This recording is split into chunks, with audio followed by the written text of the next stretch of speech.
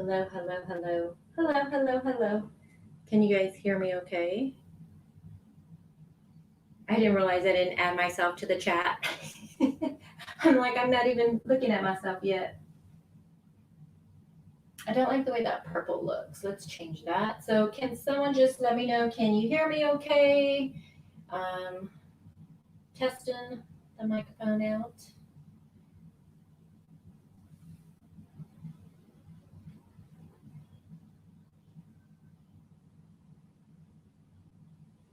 Can you guys hear me? Yes, you could. Okay, awesome. Hello, everybody. How's everyone doing tonight on this hump day? Today's Wednesday, right? Yes, it is. How's everyone doing? I feel like I haven't been on here forever to talk to you guys. And I'm excited because I'm able to look at chat on my phone, so I won't be behind. But let me change something really quick. I don't like the way that purple looks with this photo, so hold on. So how are you guys all doing? You guys get your drink ready? You're gonna need it today, honey buns. So let's pick a color. Hold on. What do you think? Red? Red with that? What do you guys think? So who do we got here? Hey, Sarah Jane, how are you? Hi, Kelly Mac, Valerie, Felicia, Robin, as always. How are you feeling today, Robin? Robin, you're in Scottsdale? What? We should totally meet up. You don't live in Arizona, do you? Hi, Lisa. Hey, Purple. Hey, John. John, are you ready for tonight? Hi, Sky. Let me just scroll on up. Hey, Dave G. Thank you for being here. Red Pug, what's up? What's up? Hey, Marywood. I see you got a little purple now on your members. I love it. I gotta add new colors. Jen, what's good, Jen? Jen cracks me up, by the way. Becky, did I say hello to you? Hey, Dawn, how you feeling today, love? I'm like in such a good mood right now, and I feeling amazing right now. Felicia, hello. I'm just scrolling up in chat, just making sure I got everybody. Hey, Jennifer Green, how are you? I know you guys aren't leaving me by myself to have an adult beverage or like eat a cookie or something. Yes, Robin, I'm totally down.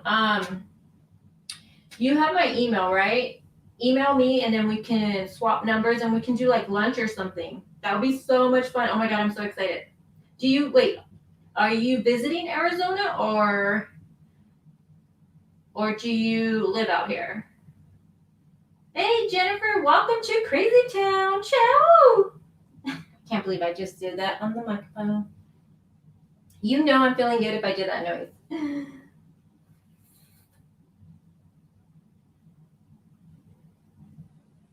So I hope everyone's having a good Wednesday. I feel good today. I didn't realize I wasn't prepared for today's live. I've been really doing a lot of research for the Tristan Bailey case. And then I was looking into that little boy that went missing. And then unfortunately, the stepdad confessed and they found his body today. Amari Nicholson, I believe the last name is. Amanda's supposed to work on a video for that, so just keep a lookout for that. Such a sad case. And then I've also been looking at Maya Miliete. That's the woman that went missing around 4 months ago. There's like a lot of suspicious things going on with that one. There's like these gunshots that were caught on a neighbor's security camera. The kids are playing in the backyard. There's just so much stuff going on with that case. So I've been looking at that. I have my hands full right now.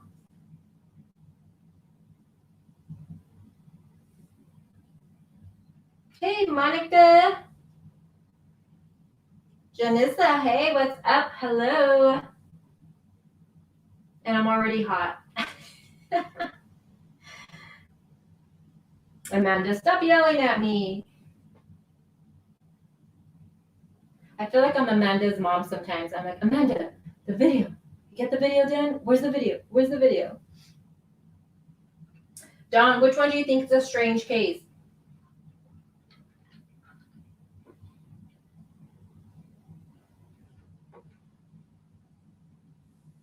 And just so you guys know, also on Friday will be Nate's mom's book. I'm not sure if I'm going to wrap up just the last of everything and just make it the last video, or if I'm going to break it up into two of them. I think I'm just going to make it a long video and just get it out there for you guys on Friday. So be on the lookout for that.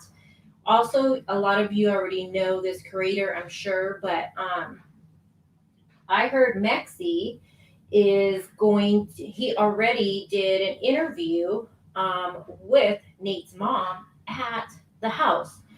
And if you don't know that creator, he does paranormal activity investigations. So he goes to a lot of different, he goes to hotels, he goes to houses. I'm really into all of that stuff. So he did an interview with her already, I believe. He just hasn't shared it yet. So be on the lookout for that. If someone can share his channel in the channel on the chat, that'll be great. I'm just waiting for that. I keep every time he goes on, I'm like, is it the interview? Is it the interview? Because he also did a reading at Nate's house. So I am so ready for that one. Yes, Robin, send me your thoughts on it. After I do the last upload, I'm going to do a live and we're going to discuss what people thought about the book. I'm going to show little clips of it, not all of it, just little pieces of it, just to go over.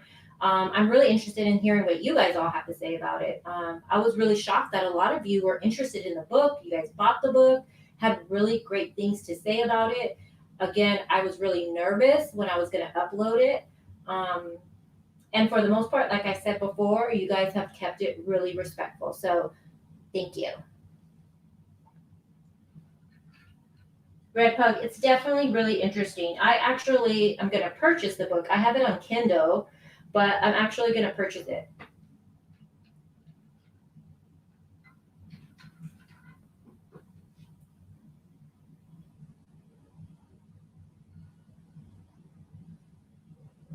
Sarah, it's in the 60s where you're at? Oh my God. It's already hot over here. I went swimming on Mother's Day, and I normally tan really well. I'm Mexican, so I tan really good. And I guess, I don't know what happened, but I went out there and I was a tomato on Monday. Oh my God. When you get tan so bad that your skin just feels hot and it just hurts? Like, oh my gosh, it was so bad. Hey, Andrea. Yo, yo, yo. And before we get started, Amanda, is it tomorrow we're going to go live together? I think we're going live tomorrow early. I mean, really early, you guys, like 10 a.m. Mountain Standard. Me and Amanda both are in the same time zone, thank God. So we're going to go live tomorrow really early because we're going to be talking about the Tristan Bailey case and also the little boy that unfortunately they found his body, the one that went missing on May 5th, I believe it was. My brain is already drawing a blank. Can you guys hear that noise outside? My neighbors are doing something again. Hey, crazy mama.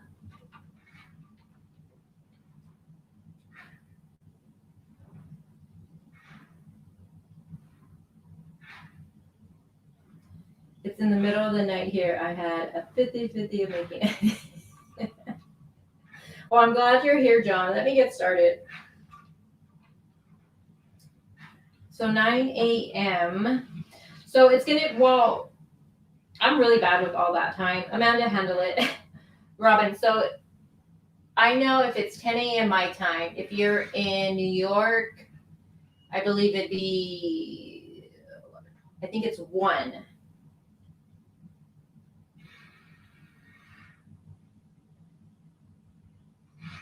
All right, so while you guys are all chit-chatting right there, let me let me do what I do. So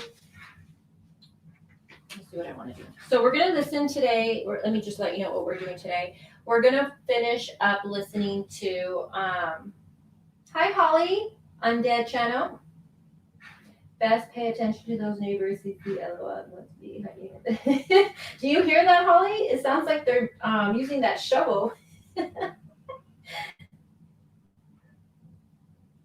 Oh, Robin, then you're my time, girlfriend. I forgot you're in Arizona, so 10 a.m. Yeah, I'm gonna wake up, take children to school, do a quick cardio, and then I'll have breakfast, and then we're gonna go live. And I want to go live because we're gonna be talking 2 different cases. So yeah. Hey, Lisa B. Okay, so today we're gonna finish listening to Nichol Kessinger's second interview. And I told you guys already before that I've always thought that the relationship between the mistress and Kobach was a little unprofessional for me. That's just my personal opinion. I feel like from the get-go, Kobach understandably hated Chris, which I understand that. But I also feel like he immediately gravitated to the mistress and felt sorry for her. And for me personally, I think that really clouded his judgment.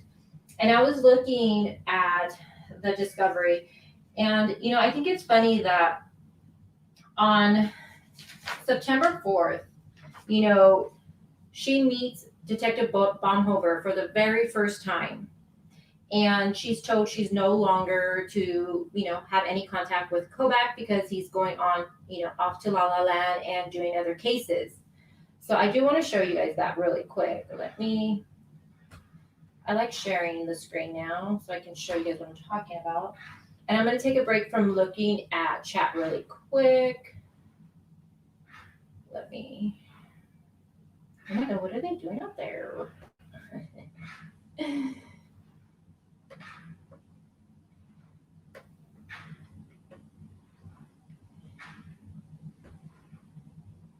I don't think I've ever really shown the Discovery to you guys before on a live.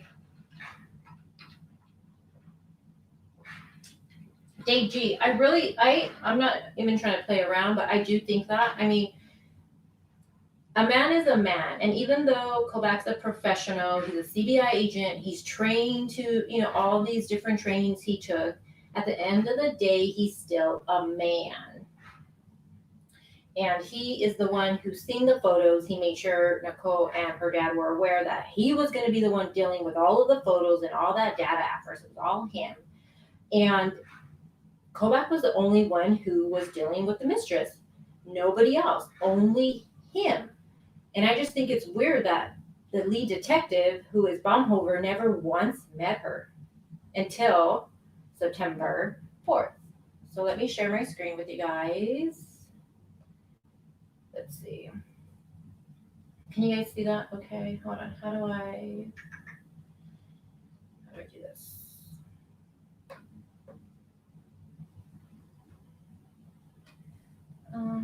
Let me see how that looks. Hey, Sunflower.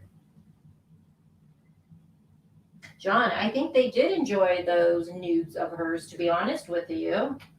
I really do. Hold on, you guys. I need to turn a light on.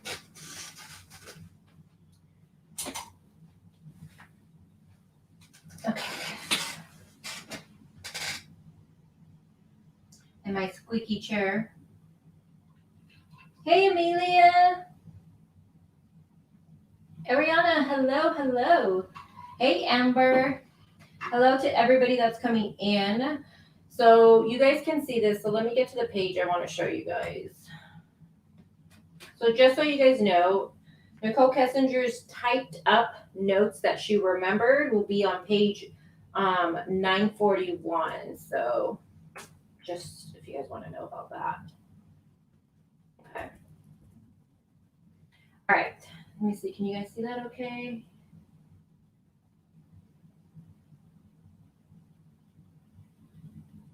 Amelia, yes. So that means you've been a member for more than a month.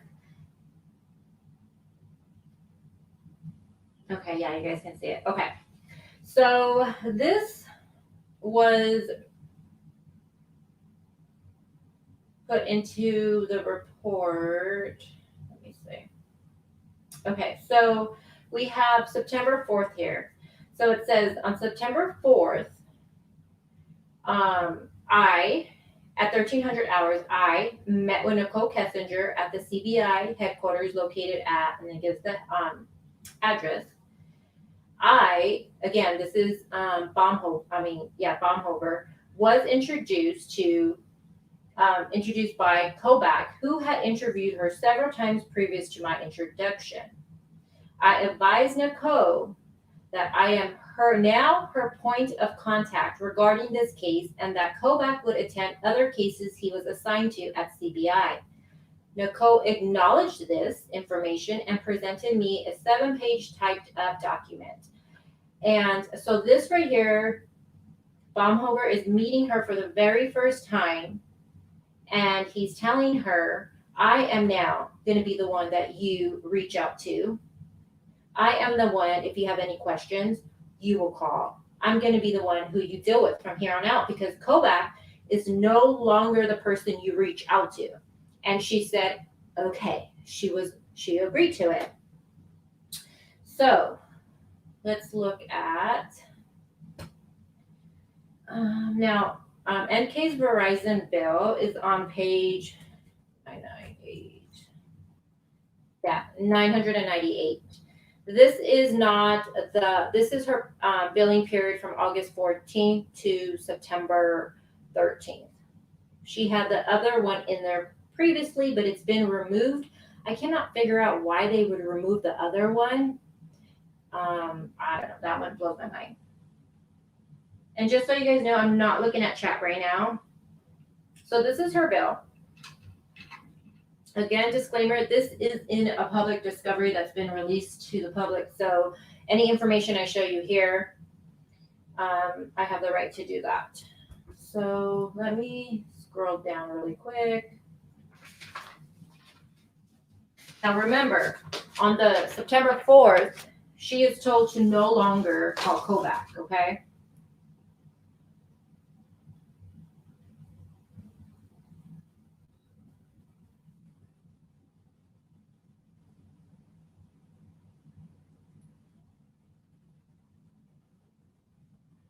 But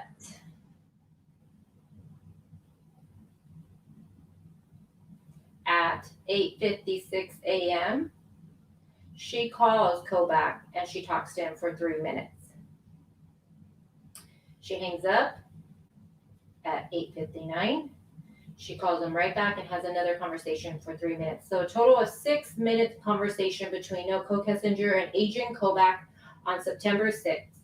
Now, normally this wouldn't be suspicious to me or any red flag for me, but there is no report in the discovery that says Nichol Kessinger reached out to me on September 6th at 8:56 a.m. We spoke for 3 minutes.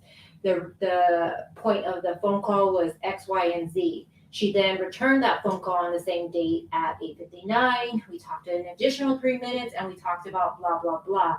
There is no report telling us what this conversation was about. Why did she reach out to Kobach when she was instructed on just 2 days before that Kobach was no longer her point of contact? It was Baumhover. And normally it wouldn't bother me. It just bothers me because there's no report telling us what this phone call was about. Leads me again to talk about how the inappropriate relationship I feel between Kessinger and Kobach. That's my personal opinion.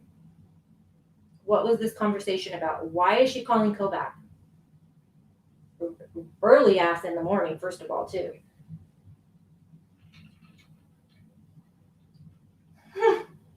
Andrea Wright, she says she doesn't conform well to society rules. Exactly. I want to know what they talked about.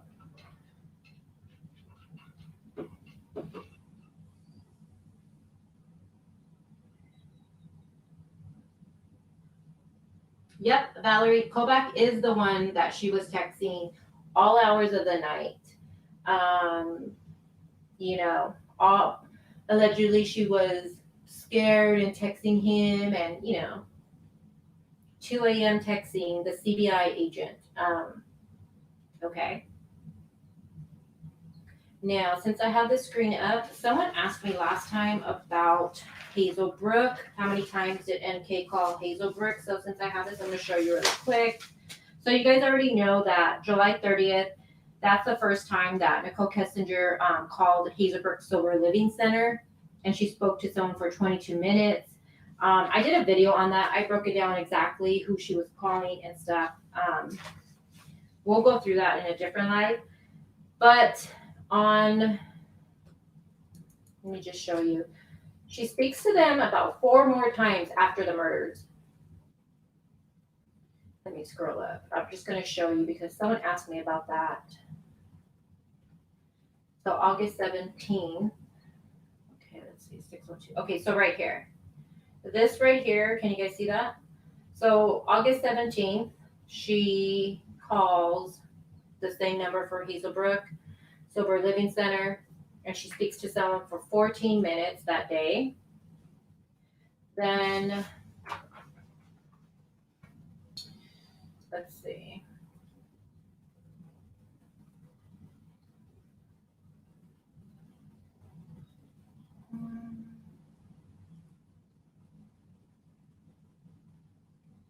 And then again, on August 22nd at 10 a.m., she gets an incoming call this time, and it's for 13 minutes.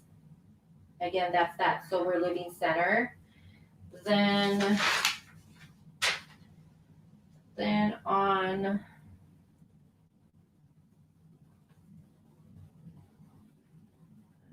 (26/6/29), right here on August 26th, she gets another incoming call, and they speak for 7 minutes. And then the last phone call we have for this bill would be the 28th, and that's at 8:21 p.m. And she speaks to them for 4 minutes. Someone called her again. So she has the one phone call prior, it was the 30th, July 30th, and then she spoke to someone at the center on 4 different occasions after the murders. I did a video on that, and like I said, we'll have to do a live on that. I'm curious, do you think that's suspicious, her talking? What do you guys think about the whole Hazelbrook connection? Do you think it's nothing at all, or do you think, what do you guys think? I'm gonna stop sharing the screen.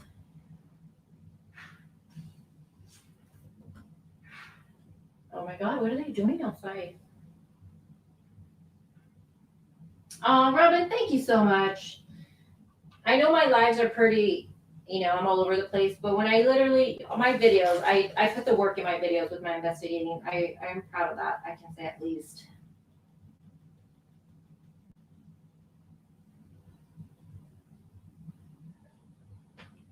And hello to everybody that came in and I didn't say hi. Cheers to all of you guys. Oh, Robin, thank you. Hey, Sandy, I appreciate that. Hey, Florida, how you feeling?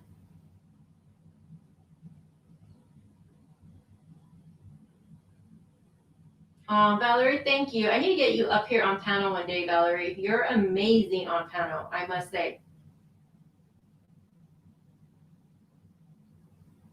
Is it Latte Lover? Is this your picture? Yeah, that's me. I mean, me with makeup on.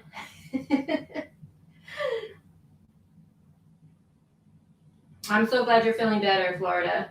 Hey, Tracy Miller.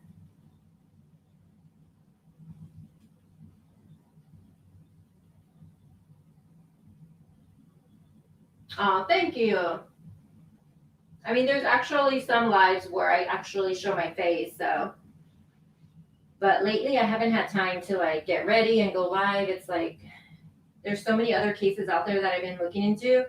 I have my hair in a bun right now, a bandana, some glasses on, my adult beverage.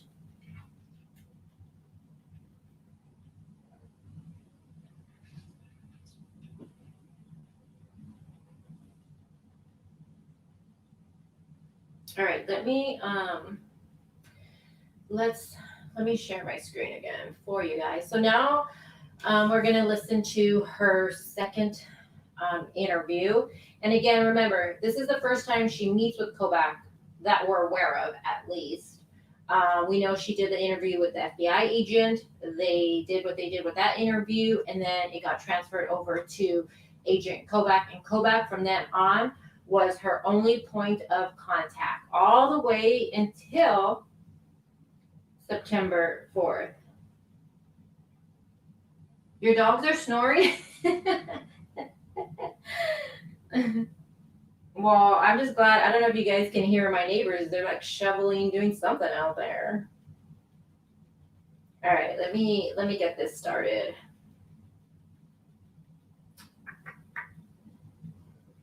All right, hold on.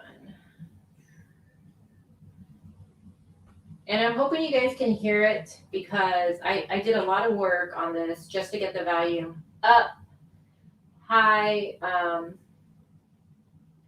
So I am hoping, and I gotta share, let me share this really quick. Share the screen. All right, Windows.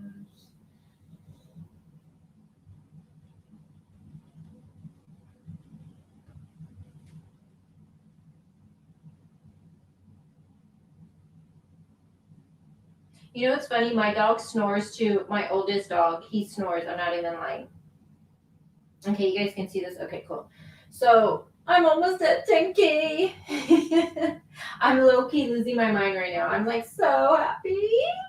So happy. Okay, hold on. Let's too bad we like all can't like just meet up and like celebrate. That would be so much fun, right? And we'd all be just talking this case at a bar, all drunk. Imagine. Okay, let's see, manage videos.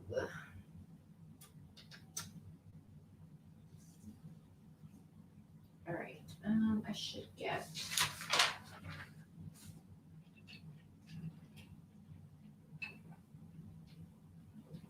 Andrea, I think so. I think they got them from the mailroom.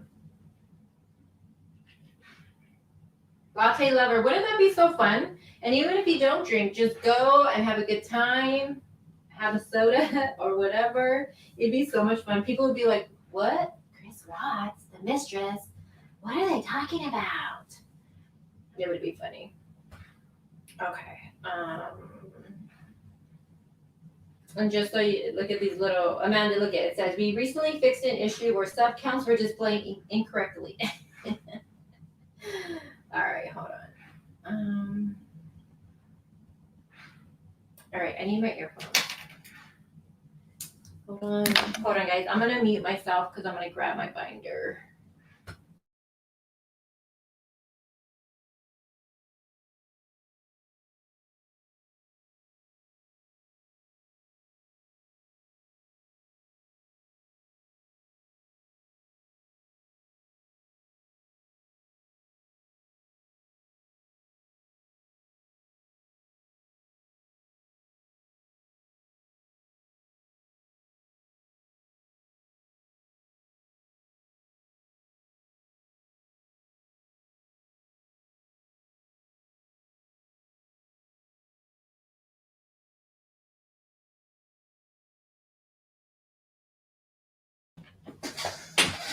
All right, guys. Hey, did you guys, while I'm looking for this page, did you guys hear about Critical Case channel being shut down? You guys hear about that? Why can't I find this page?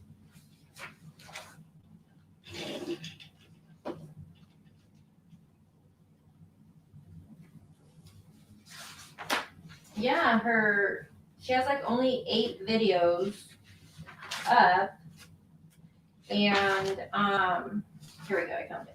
She has 8 videos up, and there was some post. I believe one of the girls that goes on her channel a lot. What's her name? She did like a tweet or something. I guess someone's hitting her channel with strikes. Does anybody know what's going on with that? I'm just wondering.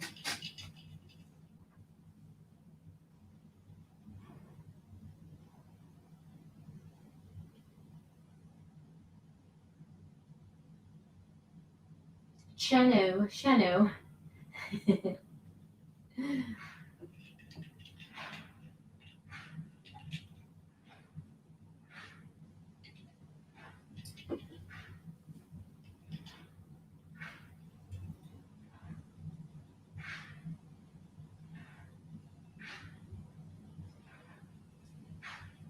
Well, let's not drop names who did it. But that would be interesting, Andrea.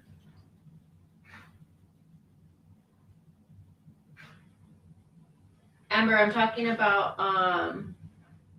Critical Case channel. It has about 8 videos.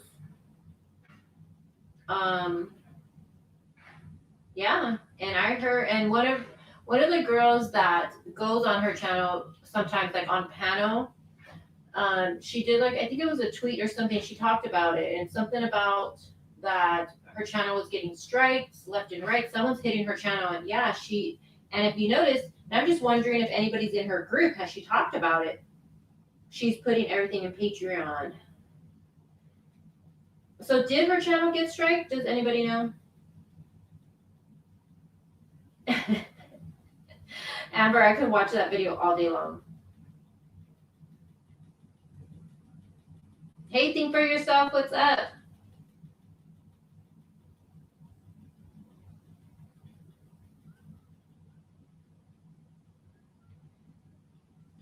Did I not share my screen with you guys?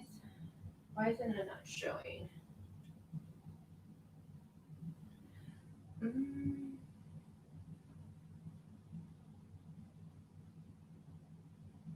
Why?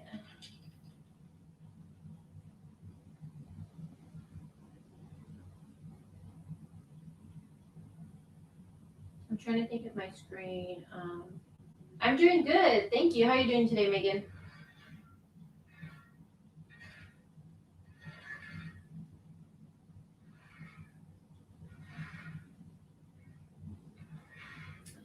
I'm thinking my screen is frozen on you guys. Okay. I'm going to go ahead now and play. Are you guys ready? I'm going to play. What do you guys see on your end on the screen? Do you see my home screen or do you see my studio? What do you guys see?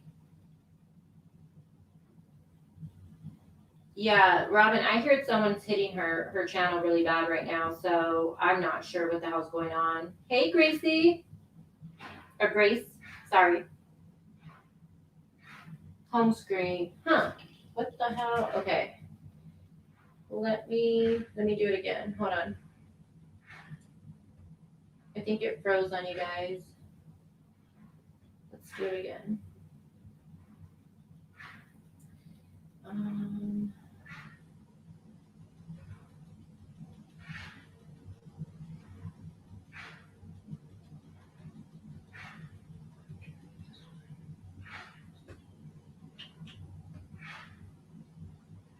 Okay, there you go. There you go.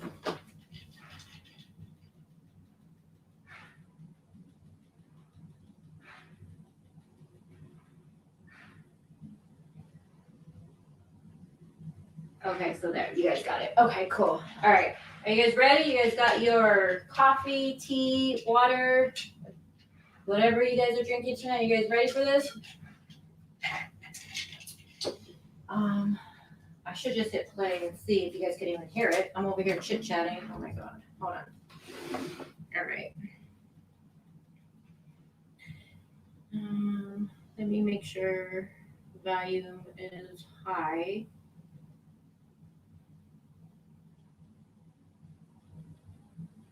It better not. And then you mentioned today you read something about bankruptcy. Yeah. What did you read? That those guys filed bankruptcy for a lot of money in Who were those guys? that couple in 2015. Oh, Shanann and Chris Thanks. filed bankruptcy in 2015. Okay. And you said for a lot of money. Do you recall the amount? No, because it was different in each of the newspapers, and I don't know which one to believe. So hundreds of thousands of dollars. So yeah, I didn't know that. let's go just back to him and the financial. He tells you, he has a concern enough to at least express something to you that he's frustrated with the way she spends, or he's upset with working so hard and never having any money, and she's kind of she's the responsible party for spending most of the money. I pretty much got that vibe. I mean, he just told me, he's like, we're house broke all the time. I was just like, that's unfortunate. And I asked him, I was like, do you have 401k? And he was like, yeah. And I mean, the reason I ask him this is because if I get in a relationship with somebody, I want to know like what kind of baggage that they have. I think that's important. If I walk into a situation where I'm like, hey, I have good credit and I have all these things that I've been building, and you don't have your stuff together, like what are we going to do with this? And it's important for your long-term growth. So I'm preparing. And so I just asked him, I was like, well, do you have 401k? And he's like, yeah, I do have that. And then I asked him, I was like, I didn't ask him like how much debt they had or anything, but I just said, is your lifestyle sustainable? And he was like, no. I was like, how long do you think that's going to take? He's like, I don't know, but it's not sustainable. Where did his girls go to school? I don't know. He never actually told me. Like when I asked him once, it was like when I was trying to find him an apartment, I was like, are you comfortable telling me where your girls go to school? That's in the text too. I was like, so I can figure out what distance from the apartment is. I was trying to just make his life convenient with like him, his ex, his kids, and all the stuff that he needs to do and work. And he was like, don't worry about it. Their school's pretty centrally located. So anywhere in the area that we were discussing will be fine. And he just left it at that. So he didn't even tell me, which was fine. I respect that. Daycare is obviously Okay, so right there, you guys, she says that she asked Chris, what school did the girls go to? No, she actually said, are you comfortable telling me where your girls went to school? And then she says, that's in the text too. I was like, so I can figure out what distance from the apartment it is. So she wants to know what school they're going to because she wants to help out with this apartment to find Chris, right? I was really trying just to make his life convenient with like his ex, his kids, and all the stuff that he needs to do and work. And he was like, don't worry about it. Their school is pretty central located. So anywhere in that area we're discussing will be fine. And she just left it at that. So he didn't even tell her what school the girls went to. And she said, that was fine. I respect that. So my question is Chris is giving her all of this information about his personal life, about Shanann's life, 401k, all his finances, everything. But he didn't tell her where the girls went to school. For me, I don't know why, but that's always bugged me. Why didn't he tell her what school they go to? Did he not trust her? Was he worried for whatever reasons? I mean, I just think it's pretty interesting that, he doesn't tell the girl that he's dating what school they went to. But she slips up down the line and she ends up actually knowing where the girls went to school. How did she find out?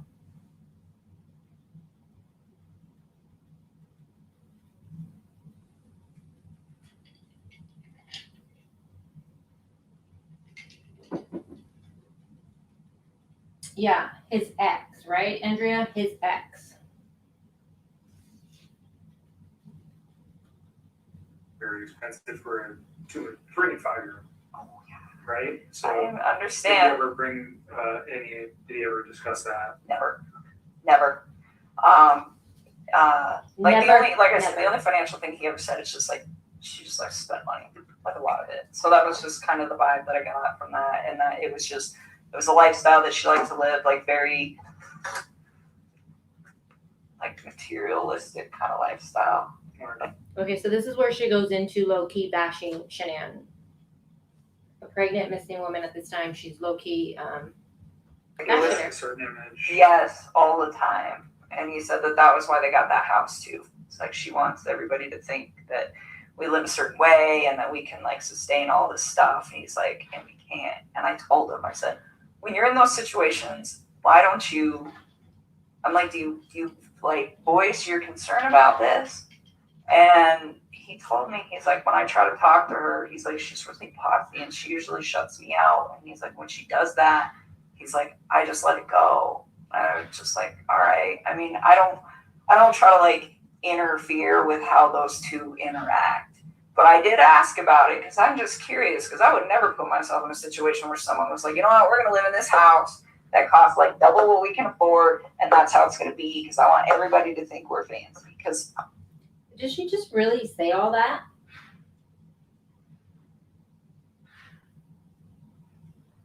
Because she said she was just curious, she's just curious to know how Shanann was to Chris. She wants to know how did she treat you? I was just curious about that. Because, like she said, I would never put myself in a situation where someone was like that. Okay, so what did you tell Chris to do then? If you would never put up with that. We're going to live in this house that costs like double what we can afford, and that's how it's going to be, because I want everybody to think we're fancy. Because I wouldn't do that. I mean, to me, like, I wouldn't put up with somebody doing that to me. I can't believe the shit she says. I wouldn't do that. I mean, to me, like, I wouldn't put up with somebody doing that to me. And I'm not saying that that's what she was doing. I mean, for all I know, he could have been completely lying about this. He could be the one spending all the money. Sure. You know? This is just what he told her. Exactly. So, I mean, that's as far as I can interpret it. So I can't be like, well, oh, she needs to do this and she needs to do that. But he voiced his concern where it's just like, financially, I'm in a very bad spot that I don't need to be in, but I'm stuck in. And that was kind of where he was at. So, but I mean, he was never like mean when he talked about her. He was never hostile, like nothing like that. He just, very calmly, like, this is the situation. And I think the only reason that he even provided me with that information is because I asked. Okay. You said something. When people say, why didn't Chris just get a divorce? I think when you listen to Nichol Kessinger's interview, she gives you your answer for it. Like this. So, that, as far as I can interpret, it is so I can't be like, wow, oh, she needs to do this and she needs to do that. But he voiced his concern. Financially, I'm just at a very bad spot. So he's telling her financially he's in a bad spot. And she's saying, well, you don't need to be like that. And he says, I don't need to, but I'm stuck. So those little key words to me, him being stuck in this financial disaster, and they're blaming Shanann for it. These are little things to me that I think of. This is why Chris didn't get a divorce. Because if he would have got a divorce financially, he would have still been stuck financially.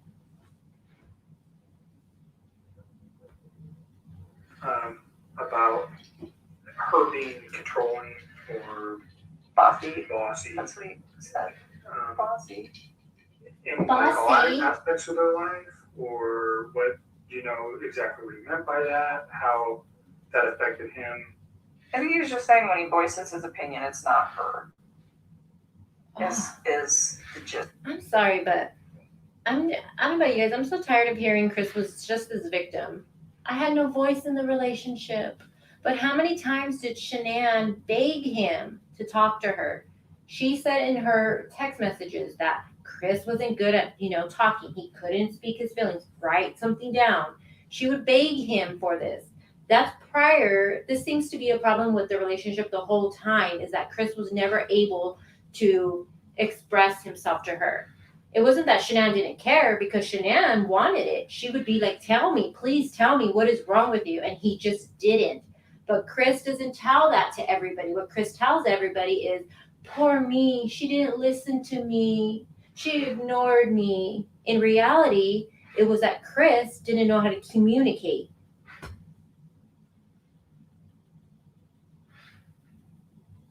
Of that, which I thought, from what it sounded like from their separation, from them trying to separate, that sorry, John. That was a big deal for him, where he was saying that the reason that they don't really get along anymore is because he feels like he's not heard. He says that he comes home from work and he tries to talk to her and she'll just be like, 1 minute, I'm on the phone. Or she'll like scroll through social media and she like doesn't acknowledge him. Oh, And God. he said that he'd addressed it with her a few times and they're calm. He said they don't really like fight. Like they don't scream and yell. And he said he'd addressed it with her a few times and he said it just fell on deaf ears. He's like, she just seems like she's not interested anymore. And I think it made him sad because, I mean, he was like all about his kids and he seemed like he was trying to be all about her, but it just wasn't reciprocated. And I think at that point he was just like, they just kind of like fell apart. Just kind of drifted apart. But was that your words or his? What the Fell apart. Those are mine. Those are mine. He just said that they didn't communicate very well, and it wasn't in a. I think that's interesting how Kobach asked her how she said that they just fell apart. So MK is saying that Shanann and Chris they just fell apart, and Kobach said, "Did he say that?" And she says, "No, those are my words. I'm saying they fell apart." Chris just said they didn't communicate very well. So I think it's interesting because Chris in I think it's his prison interview, he talks about how he really didn't think anything was wrong with their relationship. I mean, I'm sure there were things he didn't like about it, but he didn't think it was time to get a divorce. And I think it's very telling how she's the one who's saying they fell apart when Chris is just saying, we're not communicating good. So she's probably saying, well, you're not communicating good, so you're falling apart. Your relationship is done. It's destroyed. Just throw it away. Like a aggressive way to communicate. It was just the fact that they didn't like communicate that. They just didn't talk. And they had children. Why is she yelling? Was there right there. that he was trying to resolve or save his marriage for the children's sake? A lot of people talk about that. Did you talk about that? I mean, he told me that he believed that the only reason that those two had still been doing it as long as they've been doing it. Those two. He told me that her and him have had communication issues for about 6 years, where she just seems really like detached and uninterested in like trying to like build something with him. And he said, and I said, 6 years is a really long time for you guys to not fix that, considering they were married for what, 8? I mean, that's like the majority of their marriage. And he said, sometimes I think we just do it for the kids or something. Do you guys believe that? Do you believe that for 6 years their relationship was bad? 6 years. Is that when Bella would have came along? They were together 8 years.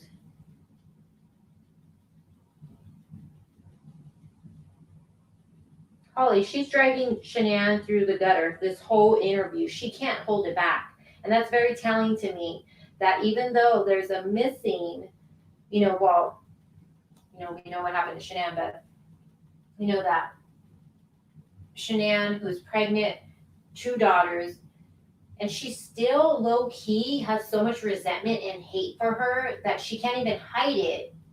She can't even hide it when she's doing an interview with law enforcement. You would think she would be saying nice things, and she tries, but that little truth of her inner feelings, reality does come out. You think the last year? Yeah, Andrea, I think before they went to North Carolina, they were having some troubles. I don't know if I believe it was like we're getting a divorce troubles, but I think there were issues in the relationship for sure. Hey Turquoise, what's up? Hi Amy.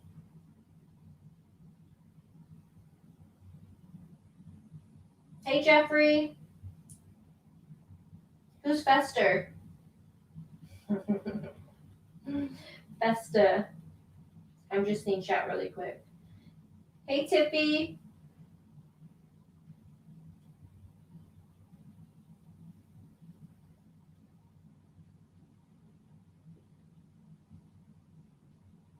Hey, Angel West.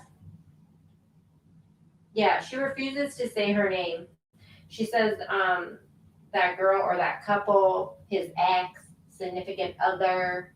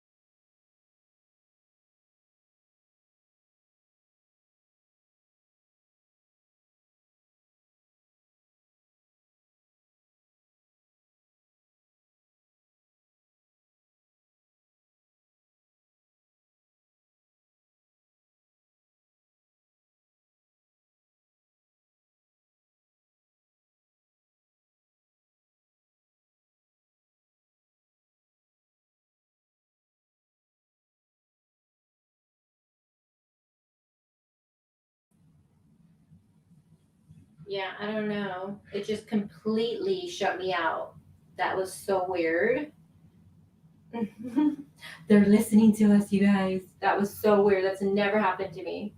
It literally booted StreamYard completely just said, bye bitch, I'm out of here. You're talking too much about her. All right, let me share my screen again, you guys. That was so weird. Yeah, that was really weird. I've never this whole time I've went live, that's never happened. Oh, people are gonna be, oh my god, you're so it's conspiracy. I know. Hold on. All right, let's do this again.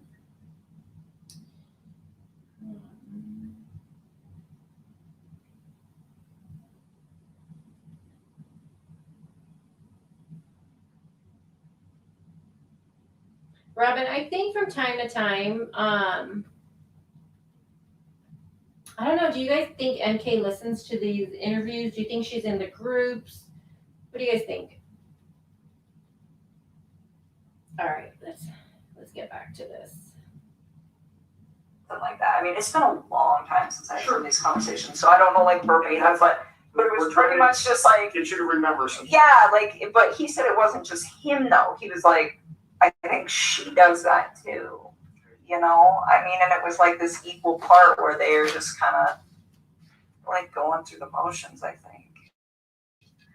And so, like, when he told me that she was cool with like the 50% everything and just like breaking it off and being really civil about it, it kind of made sense to me because I was like, the way he made this sound, it wasn't, oh, she's this horrible person or, oh, I'm this horrible person. It was her and I have drifted so far apart that it's kind of a mutual agreement that this is not going to work.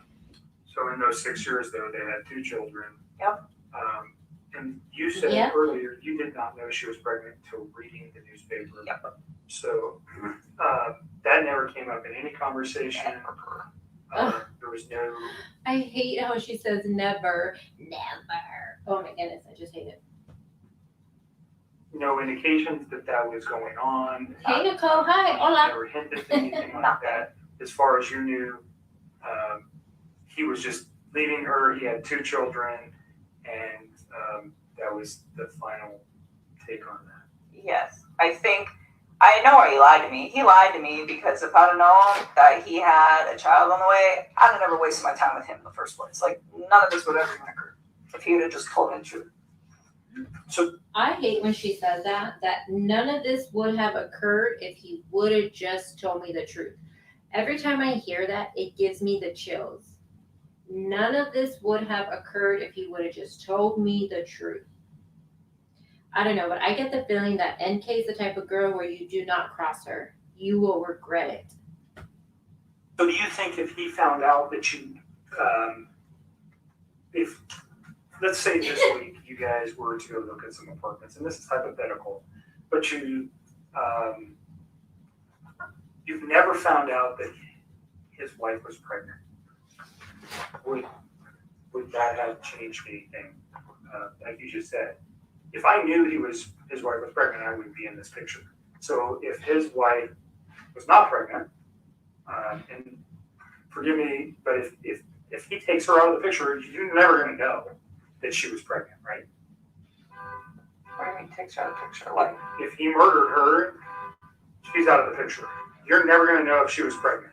If he can get away with murder, you're not going to. I got divorced from my wife. Do you understand what I'm saying here? If she's gone, but this. Okay, so you can hear someone's alarm. Shut up! I'm live. Goddamn neighbors. But this is the part I'm gonna warn you guys. It gets really uncomfortable here. This is when her dad, Dwayne Kessinger, gets involved with this interview, and in my opinion, he checks Kobach. I don't know, however way you want to say it. I'm gonna say he checked Kobach, and it's really, oh my God, whose alarm is that? Hold on, guys.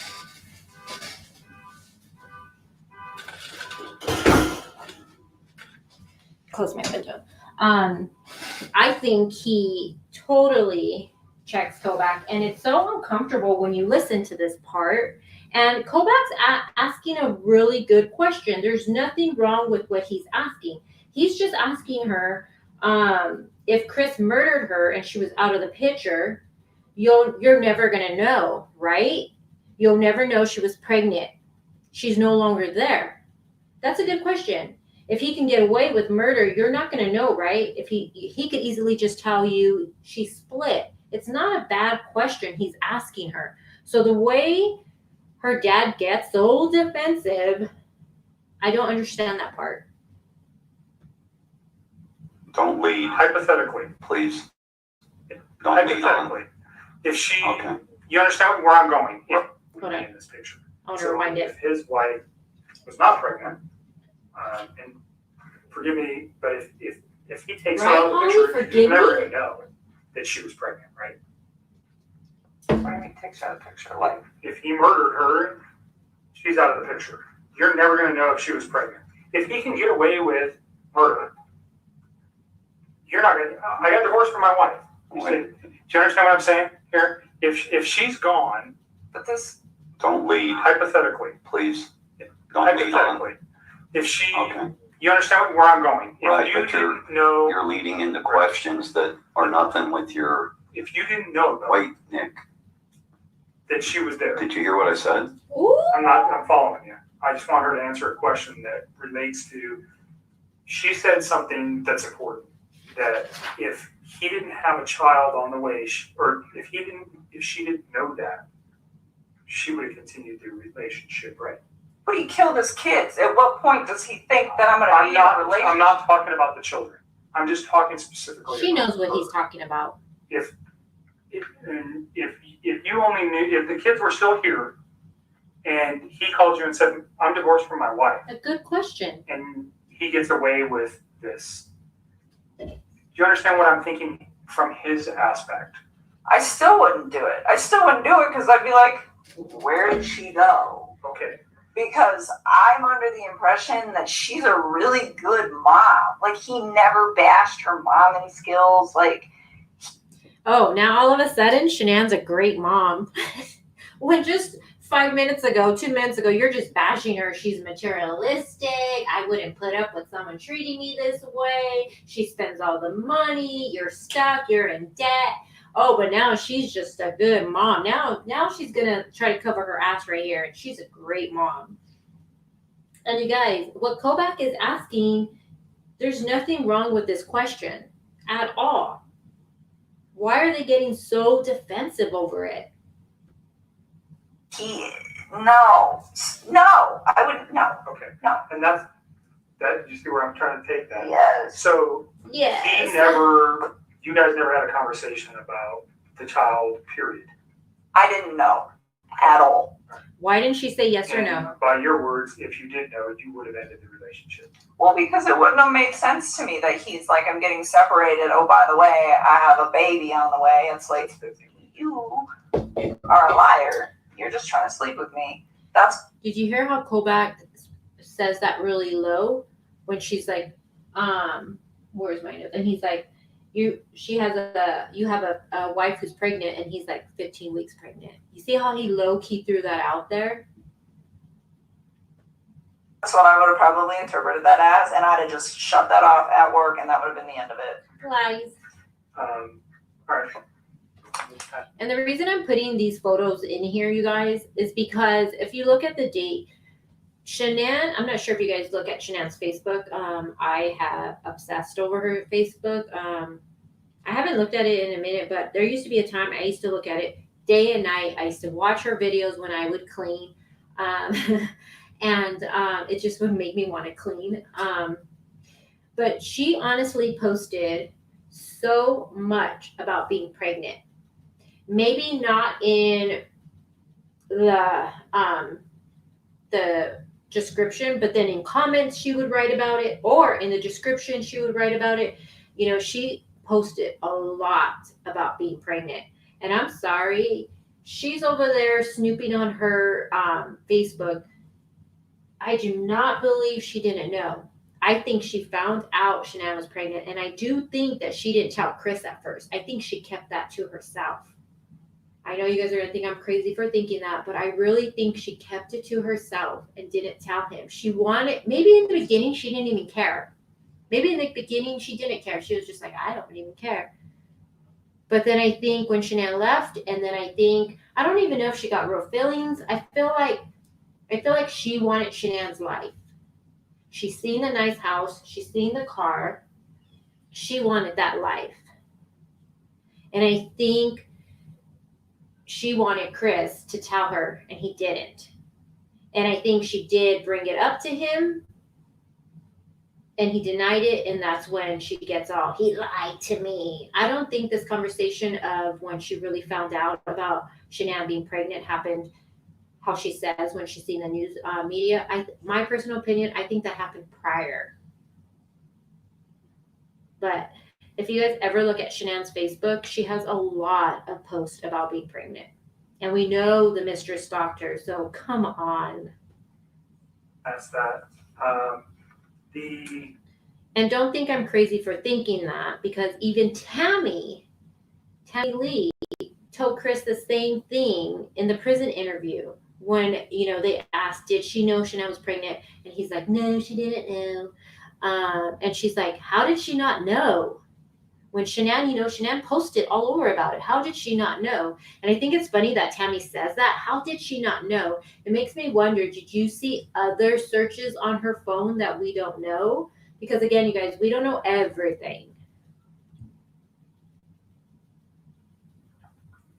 Week that he comes back from North Carolina, you don't remember, somewhere in the first couple of weeks of August. Yeah, I think it was the second week, but I don't remember off the top of my head. So wait, did I we'll miss? just use, No, I wouldn't. No. okay. No. And that you see I where I'm trying to rewinded. take Hold that. on. Yes. So you guys never had a conversation about the child, period. I didn't know at all.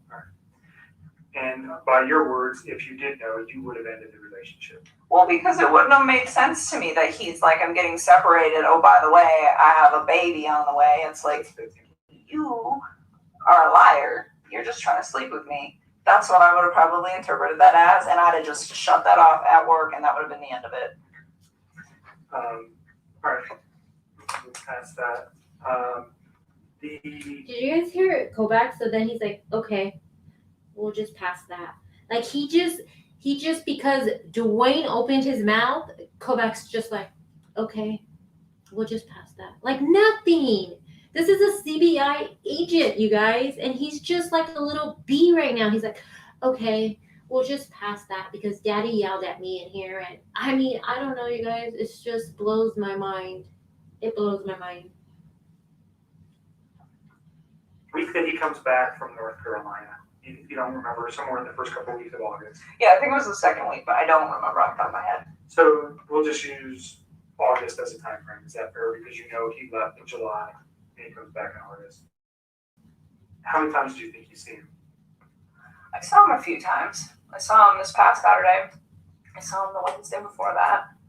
And he wanted to see me more. I was the only one in my space. I was like, nope, your kids are home. Go hang out with your kids. And even on Wednesday, I cut it short. Like, he came and hang out with me for a few hours, and then I was like, go chill with your kids. Oh my God, you guys, I have to stop it. And I do apologize that I stop it so much. But I'm sure most of you guys have watched this whole thing without interruption. But do you you hear the resentment in her face? She says, I saw him a few times. Because Kobach said, he left in July and he comes back in August. How many times do you think you've seen him? She says, I saw him a few times. I saw him this past Saturday. And I think she's chewing gum or something. It's getting on my nerves. I saw him the Wednesday before that. And he wanted to see me more. I was the one who wanted my space. I was like, nope, your kids are home. Go hang out with your kids. And even on Wednesday, I cut it short. Like, he came and wanted to hang out with me for a few hours. And then I was like, go chill with your kids. Well, first of all, let me tell you why I think she didn't like the idea of Chris having kids. Comments like this. Because if the man you're dating, and I think all women, honestly, you guys, NK is all of us mothers' worst nightmare. If you're in a relationship and you have kids with someone, if you're married and you have kids with someone, NK is your worst nightmare of a person your ex gets involved with. Because she's the type where she's not going to probably like your kid. She's probably going to be a little B to your kid, treat your kid differently. She's one of those women. Normally, if a guy has kids, you're not going to tell him, nope, your kids are home. Go hang out with your kids. And the way she says it, I'm saying it the way she says it, okay? I'm not just trying to give attitude. That's exactly how she says it, and I'm going to replay it for you. She says, even on Wednesday, I cut it short. Like, he came and hang out with me, and I was like, go chill with your kids. Like that's a problem. Like, go chill with your kids. Like, just, it gets me so upset when she says all that. And it's funny that she says on Wednesday, he came over, and she's the one who told him, she cut it short and said, nope, go chill with your kids. We know that's going to be a lie because that's when they had, isn't Wednesday the ultrasound day? Chris was running late for that ultrasound day. So I'm wondering if Chris was trying to be, I gotta go. I can't stay long. I'm sorry, I can't stay. It's also the day that allegedly he dropped off the paint. She gave him a key that day. So I'm sure Chris was like, I gotta go. I'm sure Shanann was probably calling him, where are you? So her saying that she cut it short is a freaking lie. That's a lie. And it ate her up. And I'm going to say it right now. It ate her up that Chris had to go home. Sorry, guys. It's just... And I have nothing against that she's a mistress before anybody comments, you're just mad because she's the mistress. You've probably been cheated on. Oh my God, people say that all the time. I was always like really know specifically where you I'm going to play it again for you guys because I want you. So he never. I want you guys to hear in her tone about how she says it. Period. Go hang with your I didn't know at all. And by your words, if you did know, you would have ended the relationship. Well, because it wouldn't have made sense to me that he's like, I'm getting separated. Oh, by the way, I have a baby on the way. It's like, you are a liar. You're just trying to sleep with me. That's what I would have probably interpreted that as, and I'd have just shut that off at work, and that would have been the end of it. All right, move past that. The week that he comes back from North Carolina, you don't remember, somewhere in the first couple of weeks of August. Yeah, I think it was the second week, but I don't remember off the top of my head. You know, so she knows. We'll just use August as a time frame. Is that fair? Because you know he left in July and he comes back in August. How many times do you think you've seen him? I saw him a few times. I saw him this past Saturday. I saw him the Wednesday before that. And he wanted to see me more. I was the only one in my space. I was like, nope, your kids are home. Go hang out with your kids. And even on Wednesday, I cut it short. Like, he came and hang out with me for a few hours, and I was like, go chill with your kids. I was always like really Do you respectful. know specifically where you guys went? She realizes too when she says things and she knows like shit, this doesn't sound good. So then she'll try to switch it up. And she's like, oh, I was like really respectful of his kids. She knows that she slips up too much. Did you meet at your house? Did you guys go to any restaurants? Did you go to establishments? Last Wednesday, he came to my house, and this past Saturday, we went to, what's the name of that bar that we used to go to? It's not the same, the Lazy Dog, but it's the one off of 144th and 945. I think it's 144th, up there. And it's the Lazy Dog. Yes. Did he ever mention a Rockies game that night? No, I don't think so. But there was the Broncos were playing, which we couldn't see because they sat up. And we know that he's asking her about the Rockies game, most likely because isn't that where Chris said he went on Saturday? So they're trying to see, is he lying? It's not really crappy spots, so it's okay because it's preseason. But So do you recall what time you went there? no, I remember. Well, kind of. So he had to get a babysitter that night. Did you know who that was? Somebody who's really young. I remember I asked him who his babysitter was, and he's like, "We have two. This girl's only 17, but the other one's out of town. So this girl's gonna stay, and she doesn't do overnights. So I gotta be back by 10." And I remember her saying that, and him saying that, and I just want to point out these little things that she asked Chris about. Little things about who's your babysitter, who was it, who's your babysitter. Couple interviews down, when they talk about the Fire Stick, and she says that Chris told her he was going to go meet up with the, I'm not sure if she says work buddy or a buddy, a friend, whatever. They asked, do you know who? Nope, he didn't tell me. I didn't ask. We just know she asked, but she's not saying. Why is she not talking about Troy McCoy? I don't know what time he got to my house. It was between, I want to say like 5:30. It might have been 5, but I don't think so. Because I think the babysitter, if I remember correctly, showed up at like 4:30 or something. And he was like, I want to spend time getting my kids acclimated to her. And then I will come. So his children didn't even know her. Oh, no, they knew her. But he was saying like he likes to like stay there for a little while he doesn't just like walk out the door when they show up. It's like a transitional thing.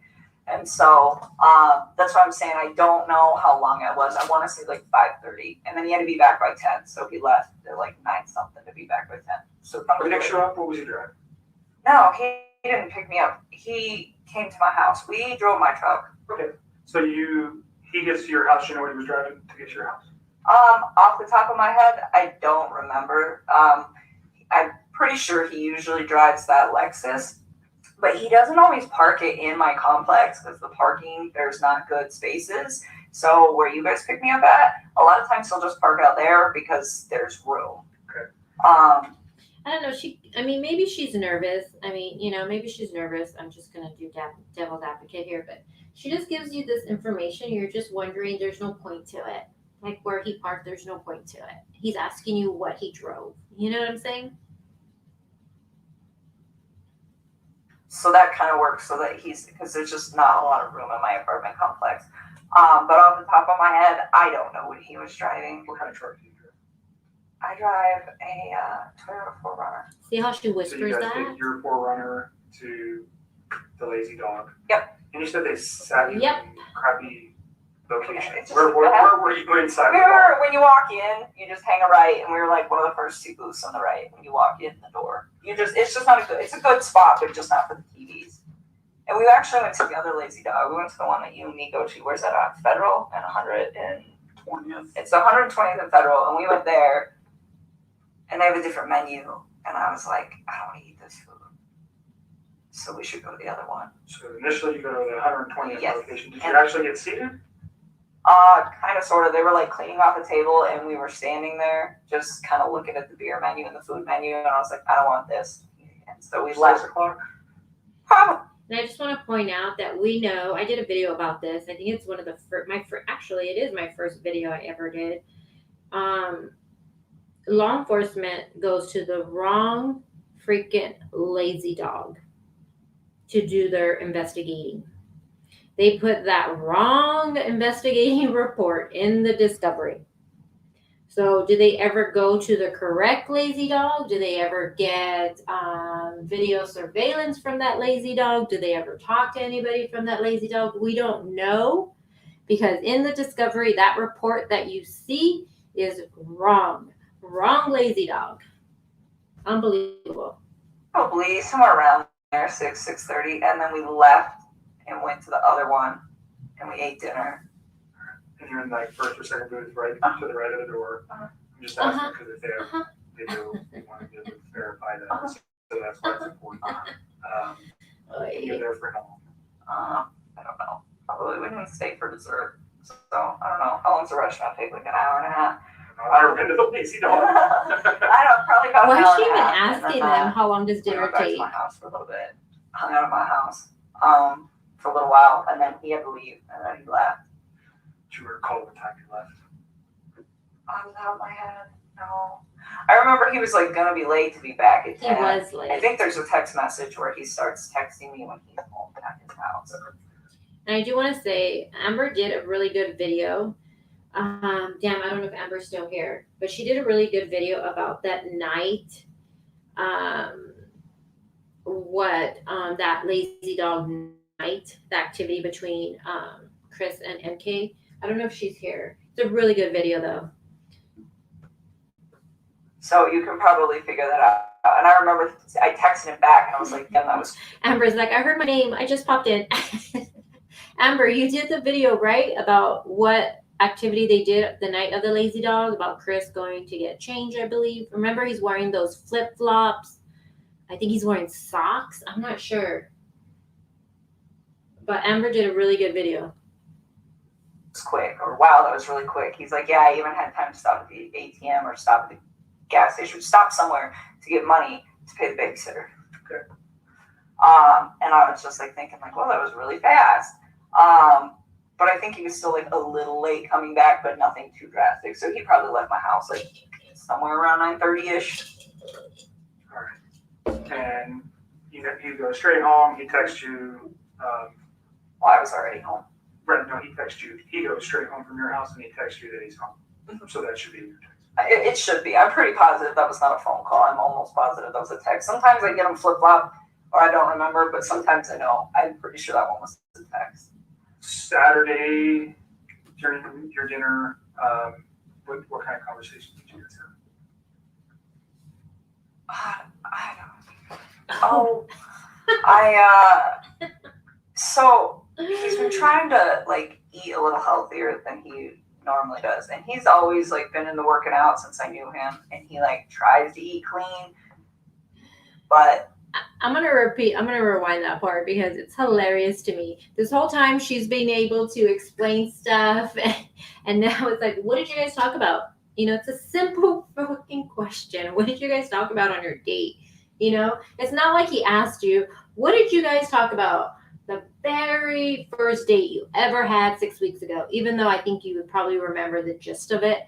She's like right now, and I want the footage for this because I could just picture her like having her hand on her head, like, I don't, like her head hurts all of a sudden. She's like, I can't, I don't know. Oh, I know. We talked about macros.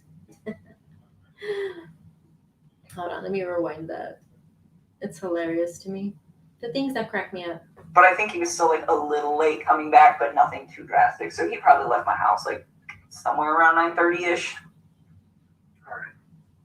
And you go straight home. He texts you. Well, I was already home. Right, no, he texts you. He goes straight home from your house and he texts you that he's home. So that should be your text.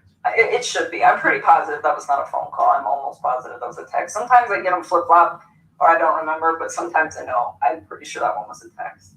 Saturday during your dinner, what kind of conversation did you guys have?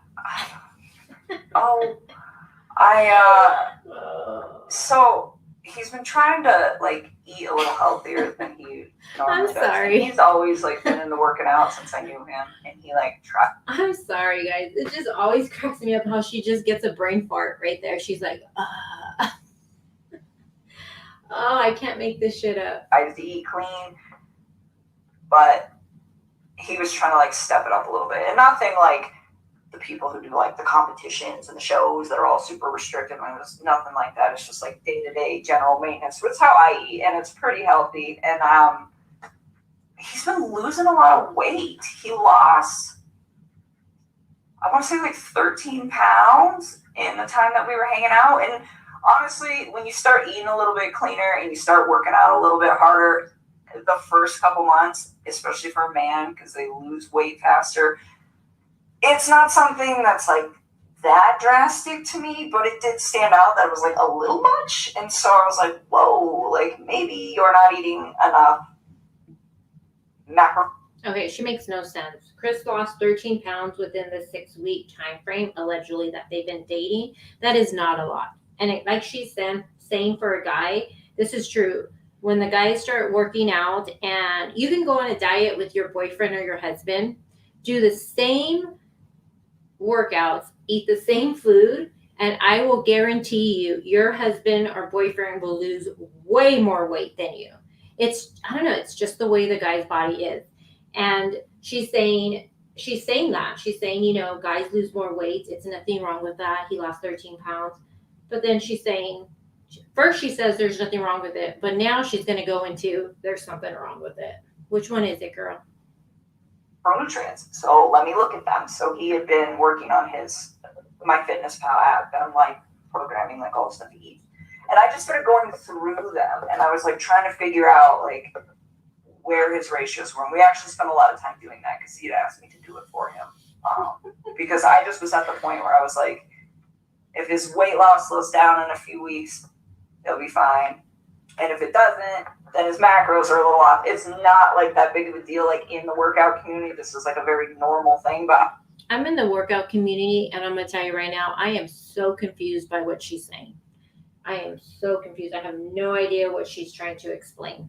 Are there any other outside concerns, like potential drug use, alcohol use, any of that stuff that led you to go, hey, he's lost an extreme amount of weight in such a short period of time? No, and I wouldn't call it extreme. It was just like, that's very important, you guys, to remember for when we go on in the future, if we decide to listen to more of them, of her lies, we call interviews. She said, Kobach asked her, did you have any other outside concerns, like potential drug use, alcohol use, any of that stuff that led you to go, hey, he's lost an extreme amount of weight in such a short period of time? And she says no. And then she's saying, I wouldn't call it extreme, okay? She wouldn't call it extreme, and she's saying, no, Chris did not he didn't abuse alcohol, and he didn't do drugs, okay? A couple of interviews down, she's complete opposite. All of a sudden, she even says the words, it's like he was on speed. I thought you just said right now he didn't do any drugs, but in the interviews down the line, she's going to say Chris acted like he was on speed, and then she goes into this big old thing down the line about how he lost all this weight, and she puts it all on Thrive, and you're left scratching your head like, why is she making a big deal about Thrive? I don't know. Do you guys think her and Chris were doing illegal substances together? And I'm not talking alcohol. I would really want to know what you guys think. Do you guys think they were doing illegal substance together?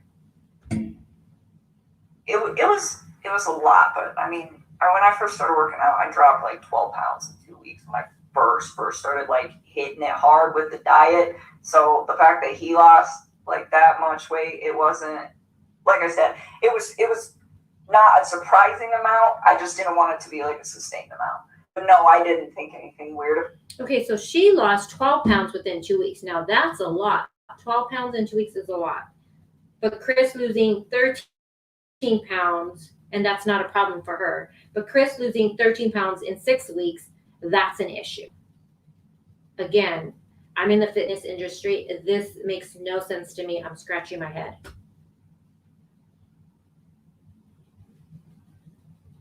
Just because of like how knitted I am with the like workout community, and I know like this is possible, but it just the thing that concerned me about it, I guess it wasn't even concerned, but the thing that like kind of red lighted me like, hey, this might be carrying on, is the fact that his macros were like pretty dialed in. Like I wrote them and he like didn't stay exactly on them, but his calorie intake was about where it needed to be.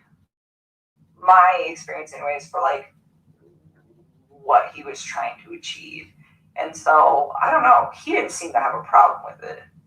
He liked where he was at with all of that. So that was your main conversation Saturday. That was like a big chunk while we were there. It's like us actually going through, because I was like going through each item like, why are your ratios off? Did you know where his kids or wife were that night? On Saturday? Yeah, his kid. Well, you know his kids are with the babysitter. Do you know where his wife is? She's in Arizona. Okay. See how she whispers that? Told me. Do you know what she's doing there? Do you see how she whispers that? Arizona. Well, how do you know that? Because he told me. Like she. I think she's on a business trip. He didn't even tell me right away. He actually told me, I think, like on Saturday or something. It might have been like Friday or something. I honestly don't remember. I just remember I was like really surprised where he's like, hey, like, I'm going to try to get a babysitter. I think she slips up right here and she knows it. When he asks about where Shanann is, and she's like, he's like, how do you know that? Kobach's like, how do you know? And she's like, because he told me. She like whispers it, and he's like, okay. Do you know what she's doing there? I think she's on a business trip. He didn't even tell me right away. He actually told me, I think like Saturday or something, Friday or something. I don't know. I honestly don't remember. I don't remember. I was like really surprised by it. I think we all know she knew from the get-go where Shanann was. And I think this was talked about before Shanann was even going to leave. I'm sure Chris told her, hey, she's leaving. I don't know. It's just funny that she's like, I don't know. I don't remember. And it's because I think at the Lazy Dog, this was a conversation when Shanann coming back. We all know, and I think we can all agree, you guys, the main conversation at the Lazy Dog when the wife has been gone for 5 to 6 weeks and she's now going to come back. Well, she came back, but she's on a business trip and she's going to come back for a while now. You know, a conversation was about other stuff than macros. Or if you want to hang out or something like that. And I was like, why do you need a babysitter? Like, your wife's home. She's like, no, she's out of town. I was like, oh, Okay. okay. Is there much conversation regarding that, her on being on a trip, or the children on during those conversations? Not really. I just asked him what time she was coming home on Sunday, and he just said really late. Oh, so she knew. Okay. And that was it. I mean, there's nothing really to talk about. Now, it's interesting. I don't have my notes here. Is Dave still here? So she says, hold on. Let me look at the page she just said. Hold on. Okay, so she says that she just asked what time Shanann was coming home on Saturday, because they're talking about what they talked about on Saturday. And she said she was going to come home on Sunday and really late. But Shanann wasn't going to come home really late on Sunday. Remember, she was going to come home at 9, I believe it was. So Shanann didn't realize her flight was going to be delayed till Sunday at night. So how does she know on Saturday that Shanann's going to come home really late? With that. So your conversation's mainly health related. And did you just hear what she said right now? Oh my God. She's like, listen. Liked where he was at with all of that. So that was your main conversation Saturday. That was like a big chunk while we were there. It's like us actually going through, because I was like going through each item, like, why are your ratios off? Did you know where his kids or wife were that night? On I Saturday? think I Yeah, his rewinded it kids. too much. Well, you know his kids are with the babysitter. Do you know where his wife is? She's in Arizona. Okay. Oh my I god, didn't it's know so that. late. He told me. Do you know what she's doing there? I think she's on a business trip. He didn't even tell me right away. He actually told me, I think, like on Saturday or something. It might have been like Friday or something. I honestly don't remember. I just remember I was like really surprised where he's like, hey, like, I'm going to try to get a babysitter if you want to hang out or something like that. And I was like, why do you need a babysitter? Like, your wife's home. He's like, no, she's out of town. I was like, oh. Okay. You know that's So a much lie. conversation regarding that, her on being on a trip where the children. Okay, listen to this during part. those conversations. Not really. I just asked him what time she was coming home on Sunday, and he just said really late. How would she know that? And that was it. I mean, there's nothing really to talk about with that. So your conversations mainly. Did you hear how she said that? She said, and that is it. I mean, there's nothing really to talk about with that. So there's nothing to talk about with that when it comes to Shanann coming home late. That conversation couldn't have happened on Saturday, honey buns, because Shanann wasn't gonna come. She wasn't planning on coming home late on Sunday, on Saturday. She didn't know all that was gonna happen with her flights until Sunday evening. How did you know that, girl? But she doesn't want to talk about it. She said, and then there's nothing to talk about that. Boom. Related. Mm-hmm. You guys returned to your house. Yep, that 111 conversation. You talked to him for a few hours on Sunday. Did I? Are you asking me or are you I'm telling me? asking you. Oh my god, it pisses Oh, me I off when was she like- says that. I don't even know. Someday, honestly, so wait a minute. That was Saturday. We're talking about Saturday. We're not talking about Sunday right now. Okay, so you're still on Saturday. Yes. You guys have a This- phone conversation with someone? That was the day that he got the babysitter and I went out to dinner, not Sunday. Okay. Okay, sorry. I just want to make sure It's you okay. So again, honey, how did you know, Miss Kessinger, that on Saturday she was going to come home really late on Sunday? How did you know that? Yeah, your day's right. So Saturday, yes, we went out. He had the babysitter. He went home. I'm sure we did. We always talk on the phone. And honestly, I mean, Mark asked me that the other day. He's like, how long are you on the phone? 15 minutes, 20 minutes? Like, you're going to have to look at the records, to be honest with you. Like, I'm so much. You like to talk, I can tell a little. Yeah, a little bit. 400, when she was young, she'd crank out about 400 words a minute, gusts up to 600. A little thinking, yeah, man. You're a talker, so I'm letting you talk. Okay, first of all, I want to say now, my dad doesn't watch this channel, but Dad, if you ever said I like to yak, I will have a heart attack. I mean, yeah, she likes to yak. I mean, who uses the word yak? I'm like, what? Talk. Use the restroom if I Let me can. show you where it's at. The dad's like, I gotta go to the bathroom because you're lying too much. Thank you. Another bottle. Let's Yeah, at least one. move to Sunday. Sunday. Well, let me reverse something. Your conversation with the children, or about the children, was there ever talk about medical John, you're concerns crazy. with either of the children? Well, I know Cece is allergic to not peanuts, like pine nuts. Trina. Pine nuts. So she hasn't got an allergy. Yes. Did they take meds?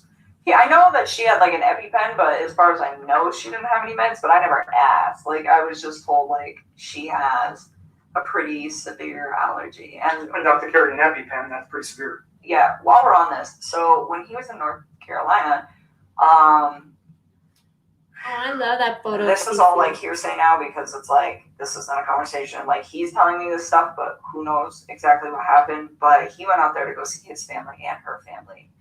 And while he was in town before he went out to North Carolina, I guess his mother had accidentally like not exposed her to something with nuts, but had like given a product, I think it was like ice cream, to a different kid that could have traces of nuts or something. I don't know. But it was like his daughter was fine, but she was like in the range of contamination. And I think his wife was very upset about that. And when he got to North Carolina, he told me that he was supposed to spend like half time with them, half the time with her family, and that was supposed to be what it was. I don't know. But he said that he went to go see his family and they weren't answering the phone for like a day or two before he went out there. And then when he got there, there was a note on the door that said, son, if you step by, we're at the beach. You guys have to watch my video I did on this. Did you guys hear what she said? Let me go through the notes. Hold on. This is very important because I always was led to believe because I was like, well, the Watts aren't gonna lie. We know Chris lies, but hold on, let me get to this page, what she says really quick.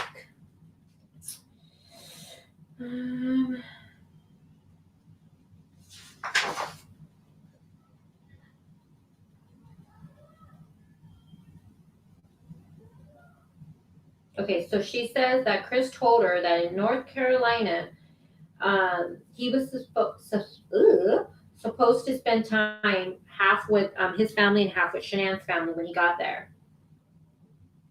Then she said, but he said that he went to go see his family and they weren't answering the phone, like for a day or two before he went out there. So I guess I'm not sure if she's talking about before he flew out there or while he was there. But she does say this. And then he gets there, and there was a note on the door that said, son, if you stop by, we're at the beach. And they ignored him. Now, what door is she talking about? Where was there a note at? How was Chris that close to wherever the family was at before the last day? Because we're all led to believe that he didn't see his family or go around his family until the very last day while he was in North Carolina. So when was he around them that there was a note on the door that said, son, if you stop by, we're at the beach? Did he see his family before? I think he did. And they ignored him for like most of the time that he was out there. And His own family? yes, his mom, his dad, his sister. What's the significance? Do you know why? Yeah, he said, and again, I don't know what is true with this man anymore and what's not, but he told me that, like, leading up to it, I was like, well, why are your folks, like, ignoring you? And I was, like, really concerned about this. Like, every single day he would talk to me when he was out there, and I was like, you talked to your family today? You talked to your family today? Did you talk to your dad? What happened? Did you talk to him? No, I didn't. Or, yeah, I talked to my mom. Well, what'd she say? Are you going to hang out with him? Like, I wanted him to see his people because it's important. Family is an important thing. You know, it just needs to function properly. And Sure. And so I was like, well, and he was like, well, they're ignoring me. And I was like, what do you think happened? And he was like, I'm not really sure, but I think something was said between my wife and them during that incident. And he's like, because every time that happened before he got there, yes. And he was like, because every time that I try to, I talk about possibly going over there to see if they're home, she gets upset about it. I was like, okay. And he told me that his mom and his wife did not get along at all. He said that his mom didn't show up to his wedding because she's like really did not care for Shanann. So again, I don't know what's true and what's not, but I just know that there was like some tension there. And again, like that part is like, I feel like it's almost third party. So that's why it's like I didn't even bring it up. Well, it came from him to you, so it's not. It is something that whether it's important or not, we can validate that. I'm sure we will be having some conversations with family. What does it mean? I don't know.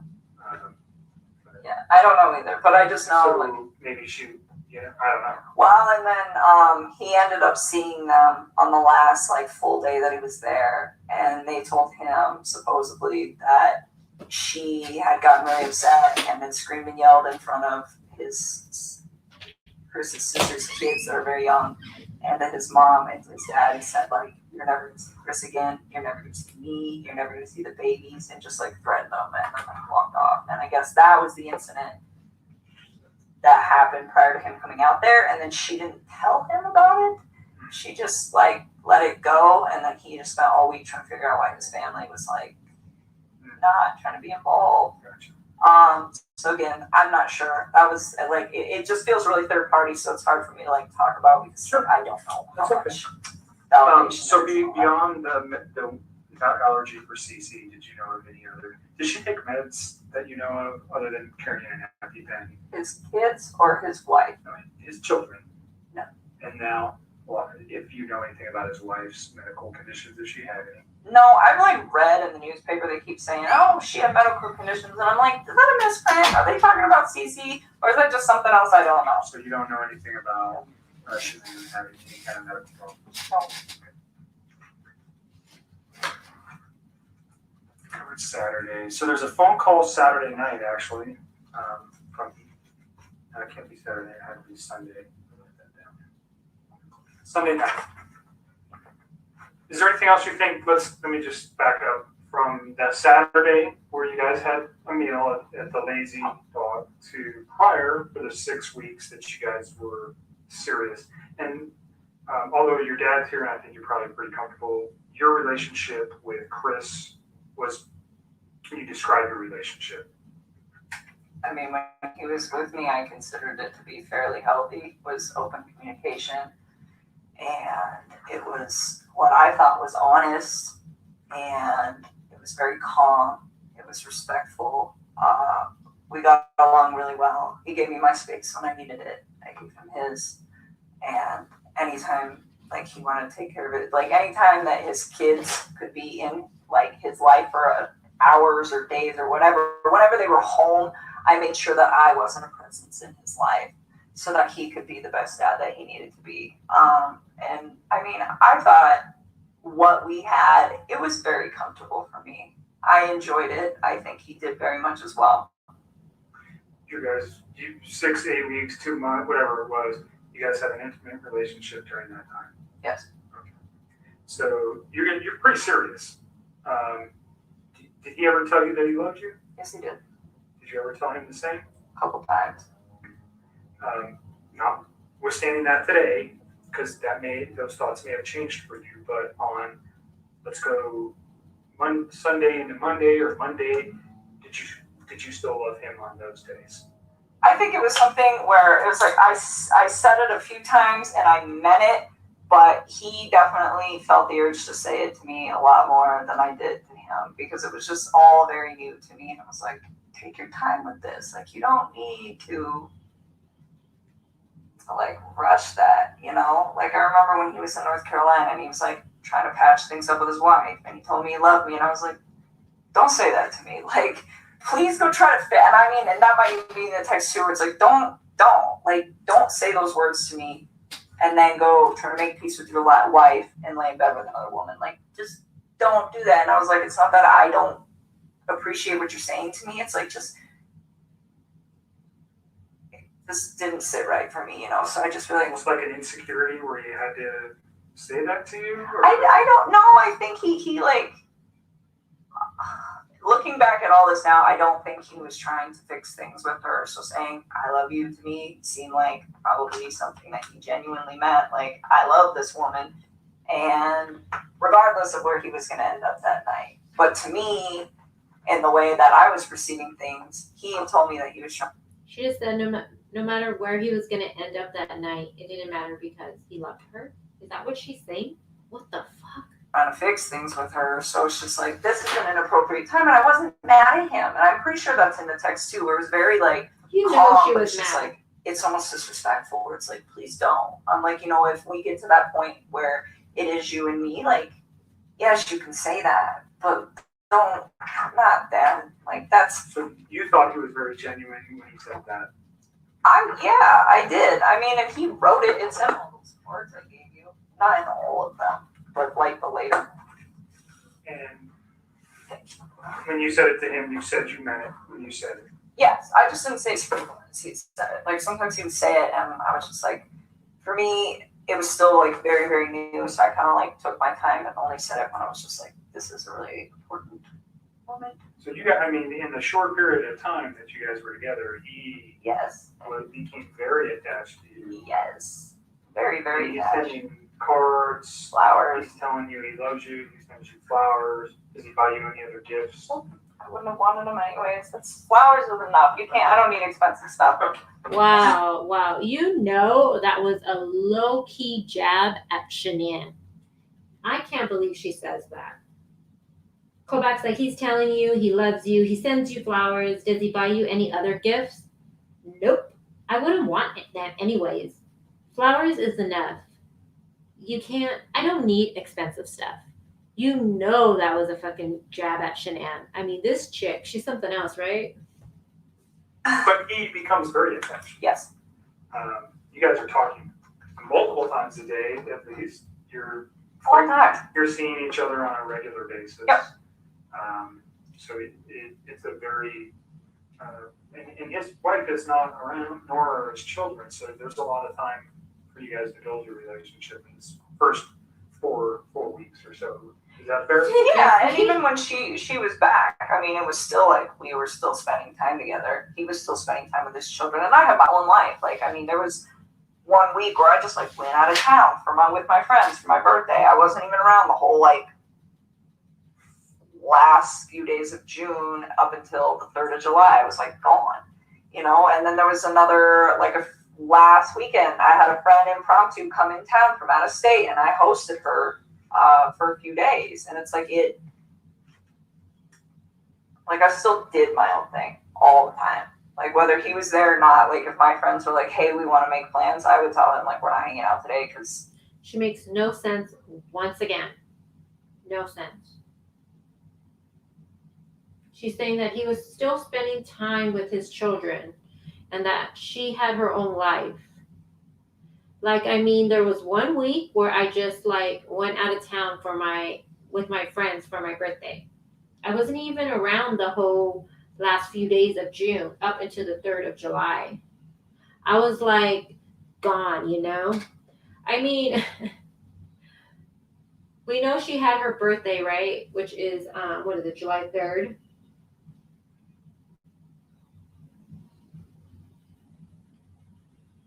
The only time that allegedly, her and Chris would have had time with the children being there would have been when Shanann and them came back from North Carolina. But allegedly, they didn't date, you guys, allegedly, prior to that. So this 1 week she's talking about, she's just talking about the week Shanann was home. That's all she's talking about because Shanann came home for a week, unfortunately. Well, actually, no, she wasn't even home for the full week because she left to Arizona. And we do know that on August 10th that her friend did come into town, which would have been Danielle. And Danielle did come into Colorado because on her Instagram post, Danielle did come. She put a photo up there and she was at a restaurant. She's not in the photo, but she does the description of it, she does have hashtag sibling vacation. So I'm guessing she's there with her family, celebrating with her family, or went down there with her family, or I'm not sure if her family lives there, but she was with her family. So I do believe she hung out once with Danielle, but I don't think she hung out the whole weekend like she's saying. We all know that's a lie. But I did go back to check to see if Danielle really did come to Colorado, and she did. She was in Colorado. I want to go see my mom or my dad. Did your friends know about it? Nope. Why? Because it's like he's with 2 women right now. They don't need to know about So that. What the hell, you guys? She just said, he says, did your friends know about him? And she says, nope.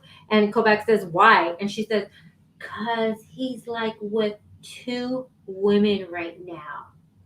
Wait a minute. I thought Chris wasn't being with Shanann. I thought they were getting a divorce. What do you mean he's being with 2 women? She freaking lies. I had a boyfriend for 8 weeks on a regular. I don't know if you were married prior or if you had a boyfriend before. But if you had a steady boyfriend, you would have let people know. I think you told me before we got started that you just told your dad about Chris. I wouldn't have told them. I wouldn't have told people. It's too early. I mean, people. So you don't tell your friends, hey? No, because people come and go. I mean, the dating scene these days, it's like, it sucks. I mean, so no, I wouldn't. I mean, it would have to be something. Even with Sean, I think I was with Sean for probably like 6 or 7 months before I brought him home to my family. I mean, I really, same with, that was the guy I was in a previous relationship with, but But this one, you were a little bit more, you said he's with 2 women.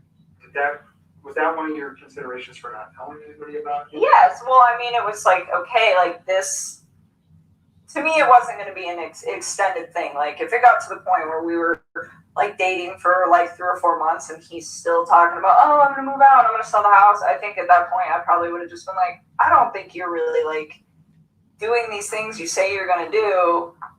And I probably would have just like left, because at that point, it's not fair. It wasn't fair to me in the first place. It wasn't fair to her in the first place. It wasn't fair to any of us in the first place.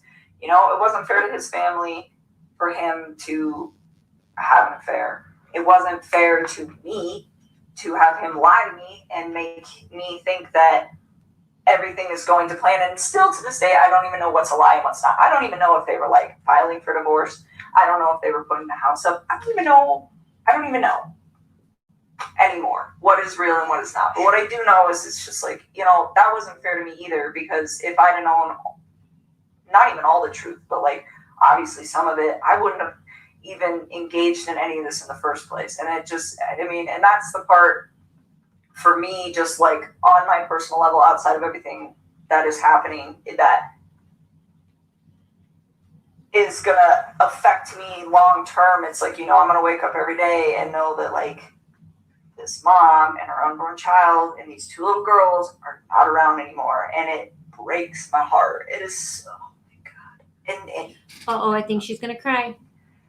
And then I have to think about like the consequences of his actions and how they affect everybody else. Like all of these, her family's impacted. My name is about to be like slandered for probably a while. I don't know how long it's going to take to heal, but I would not be surprised if it's going to be hard to go out in public sometimes for a couple of years. And that really hurts me. I'm just like, this is a horrible, horrible thing. Like, how dare you, you know? And if people aren't going to understand that, you know, they're going to say, oh, you know, you're the woman that had an affair with this man who took out his whole family. And I take a step back and it's just like, I didn't know. Like,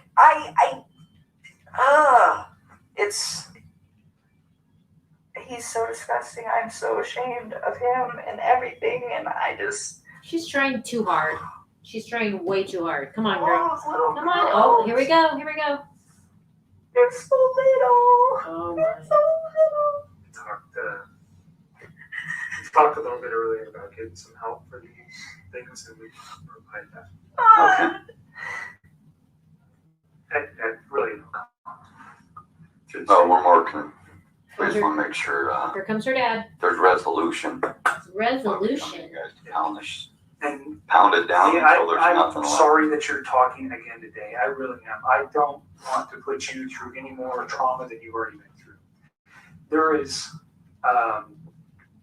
reasons for everything that we're doing today and that occurred. And I'm sorry. I genuinely am sorry. If these are not things that we like to do twice. It's the same thing with other types of victims from other crimes. We want to do it once and we want to be done. Unfortunately, we didn't know yesterday what we know today. And that's why we're here, because we need this video. And I am sorry, because I know it's hard to talk about it. But it's so sad, and she's pregnant. And you know what? On our end, we God, didn't. they're so cute. They're so little. Like, wow. Why? Ow! I don't even understand how you could like bring yourself to do that to somebody who's like that big.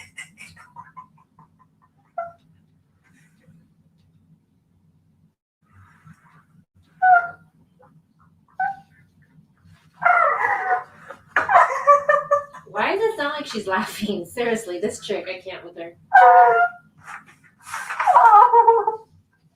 I wish we could see this, you guys. God, I wish we could. I would pay money to see this shit. Oh, Jesus. Oh, don't bring Jesus involved, girl. Do you want to step out for a minute? No, I just need to check my eyes closed for a second. She needs to chill with her eyes closed so she can focus on her cries. I still cannot believe this is happening. She can't believe this is happening. I bet she really couldn't believe that was happening. I bet you she didn't believe they got Let's caught. keep going, because we're just getting to the meat of this whole Let's situation. get to the phone call on Saturday from 9 to 11. What did you guys, or pardon me, on Sunday from 9 to 11. Yeah, we talked a few times. So Sunday, I think so. I need to think. Do you need to think? Take a couple breaths and take a second. Monday night. I don't even know. I don't think I was like concerned about anything at that point. You guys could have had a meal the night before. Why would she be concerned on Sunday? She says Sunday night. I don't think I know. I don't think that I was concerned about anything that night. Why would you be? Why did she say that? His wife was probably coming home late that evening. Oh, you know what? I still don't remember what we talked about. I like honestly, like we talked about so much random stuff. Like it's so hard to pinpoint some of these things. I don't remember what we talked about. I do remember that was a long phone conversation. That we probably talked about all sorts of stuff. One thing I do remember though, that I didn't remember earlier when I was talking to Mark. So this is like where I'm starting to remember like little bits and pieces. I don't remember. Yeah, I know. So the phone conversation. I don't remember what was in the phone conversation. Probably nothing of relevance, to be honest with you. But I can't believe she's saying that. She's saying she can remember everything. This whole conversation, she remembers everything to the T. Everything. I mean, she remembered the exact date from when Chris started losing weight. It's from this day to that day. He lost 13 pounds. She knows the date when she writes up her report for her condom expiration. She remembers everything, but she can't remember 111 phone call that she had on Sunday night, the night before the actual crime, which was just a few days prior to this. Get the fuck out of here with that shit. Seriously. usually he talks to me when he's like down in the basement in his bed before he goes to bed and before I go to bed. And I could hear the TV on, which I thought was kind of weird. I didn't ask him. I just heard it in the background. And I remember thinking, and it was like right before we got off the phone, I was like, why the hell is he up? And there's like no TV downstairs. So I was like, well, maybe, I don't know. No TV in the basement where he usually calls you from. Yeah, and I don't know how many TVs they have. Like, I've never been in their bedroom. Like, I went upstairs once and it was like to their little playroom and I just like looked at it and I was like, that's super cute that your girls have books. And that was like it. And other than that, I have never been in any of those rooms in that upstairs. Like, to me, it was just like, you don't know, like, ever. I had no, so I don't know if he has any other TVs. I'm assuming by like how much other nice stuff they have in their house, it wouldn't surprise me. So I'm not quite sure what room he was in at that point. But I just remember hearing the TV and I was like, it was just weird to me because I was like, why are you watching TV right now? It was like super late. And that was the only thing. And he had phoned you?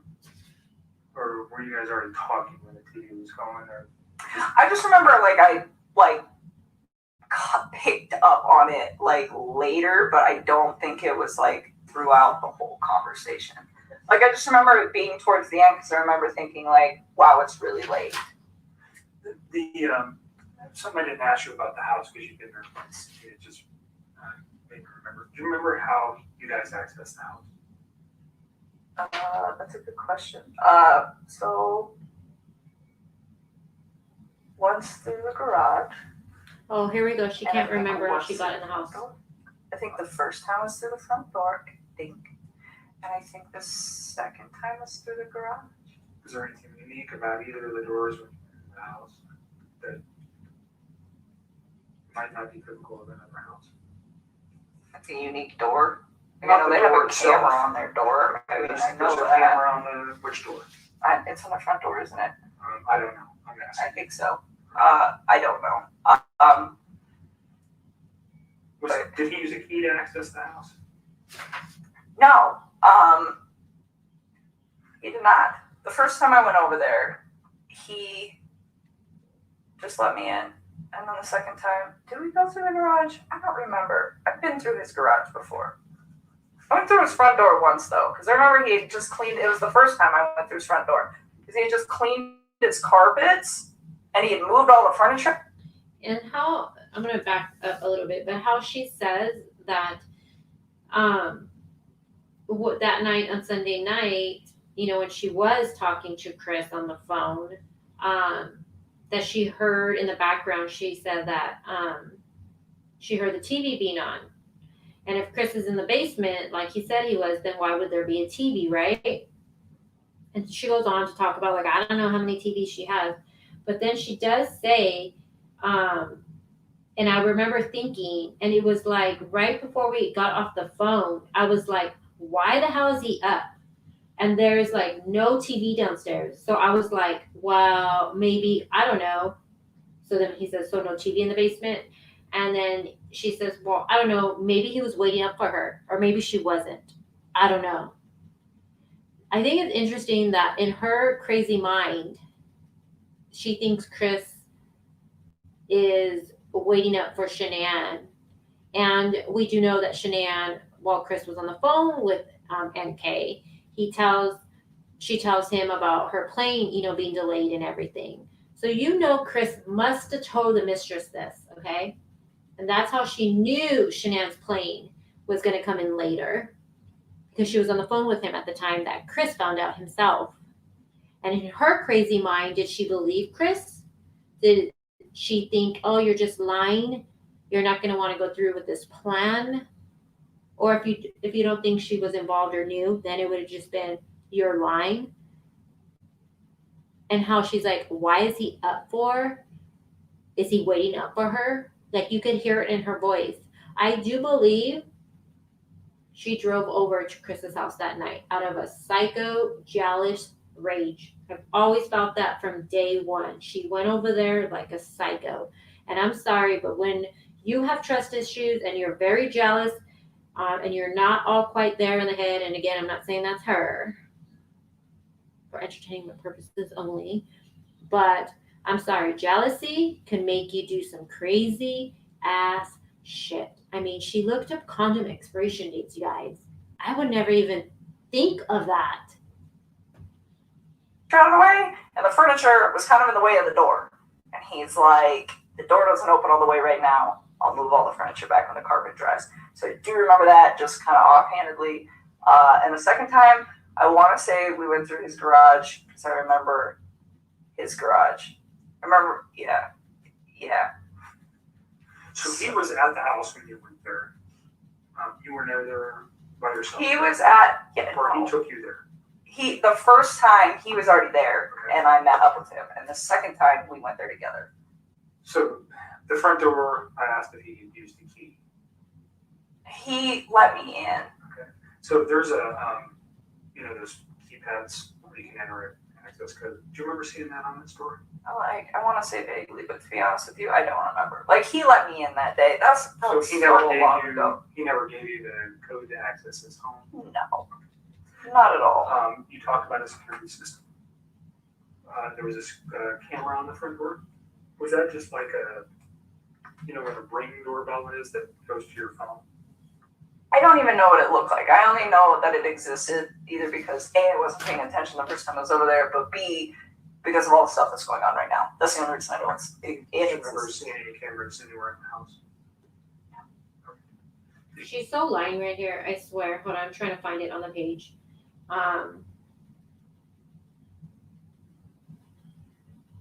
Okay, so when he's asking about did Shanann and Chris' door look unique? Like, did anything stand out about their front door?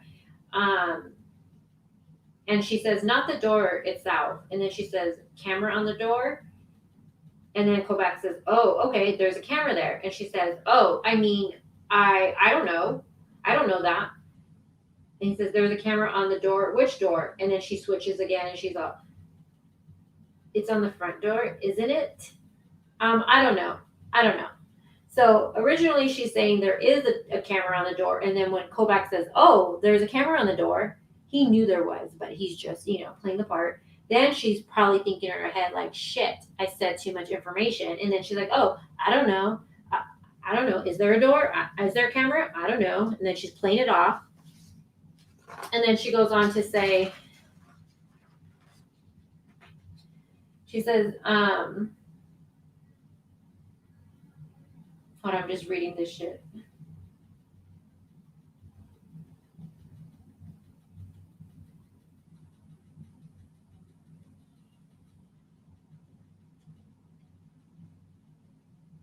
And then she says, well, I don't remember seeing if there was a key there, a camera there. She says, 'cause the first time I didn't pay attention. That makes no sense. So you know there was a camera there, but the first time you didn't pay attention to it, like do you understand what I'm saying? She makes no sense, you guys. If you're scratching your head, don't feel bad because I'm scratching mine. Did he ever tell you about the alarm system, or did you an access code to the alarm system? I Why wouldn't have asked Why for does that. she I wouldn't have wanted whisper anyway. that? Sorry No. to regress to that. No, you're okay. Back to the phone call. She probably had a password. Where you noticed the television in the background of the Yeah. phone call. So I didn't know what room he was in, but I was just like, I just thought it was weird because he's always like, before I go to bed and I lay down, he's always like kind of trying to do the same thing. We just talk. It's like a really chill thing. So one of us is about to pass out, and that's like the end of it. But it was strange because I was like, the TV's on. I remember I was thinking, I was like, maybe he's waiting up for her, and then I was like, maybe not. I didn't know. It wasn't something that like alerted me. It was just different from his standard. See how operating jealous procedure. she's getting? Because whether his wife is home or she's gone, he's always got kind of like the standard op when he calls me. So that's why standard it was op. kind of like unique. The standard. Because it doesn't really fluctuate when she's there and when she's not there. He's pretty like free reign with what he does. So anything important that you recall during that conversation about the children, about his wife, about what he was doing the next day, what he had planned, anything like that? Did he tell you any of that information? I remember he told me he had to go to the field and not to the office on Monday morning. Okay. Did he specifically say where he needed to go on Monday morning? No, I don't ask him for those. She's already gonna go into a big old lie. I'm gonna stop it right there, you guys. She's making my head hurt. I don't know about you guys. Her lies just blow me away. And certain things that she says, like she didn't know Shanann was pregnant, she didn't know Chris was married, they never talked through email, all these things. And then law enforcement had the email which showed them that she knew Shanann was still with Chris. Chris had this happy life. She wanted it. And that shows right there that she's already lying to them. I wonder, why didn't they question her about that? Why didn't they say, because they knew, they have that right there. That email is evidence that she knew Chris and Shanann were married. She wanted a beautiful wife. Yeah, she says it in the email. Why didn't they question her about that? I don't know. And look at the way Chris looks right here. I'm sorry. Oh, look at Cece crying too.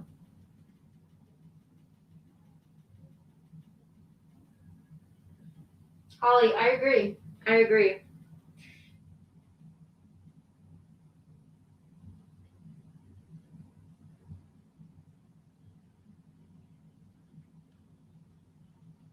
Wendy, are you talking about that arrest? Her arrest report? Is that where you're getting that height and weight?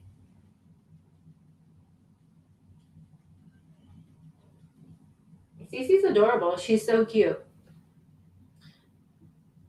I think she has like. Oh wait, yeah, I'm pouring it too much. Hold on. So we're gonna stop it right there, you guys. You all know my laptop. It doesn't go too long. Hold on.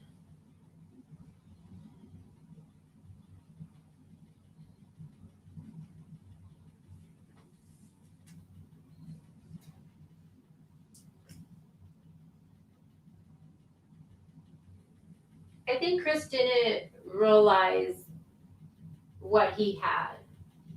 And maybe him and Shanann, if MK didn't come into their life, do you guys think they would have eventually separated down the line? Maybe they would have. Maybe they wouldn't. Maybe they would have went to counseling. I just think Chris, there's something not right in his head. I personally think there's something not right in his head. I don't think he's able to commit emotionally. I don't think he knows what love is. I talk about this all the time.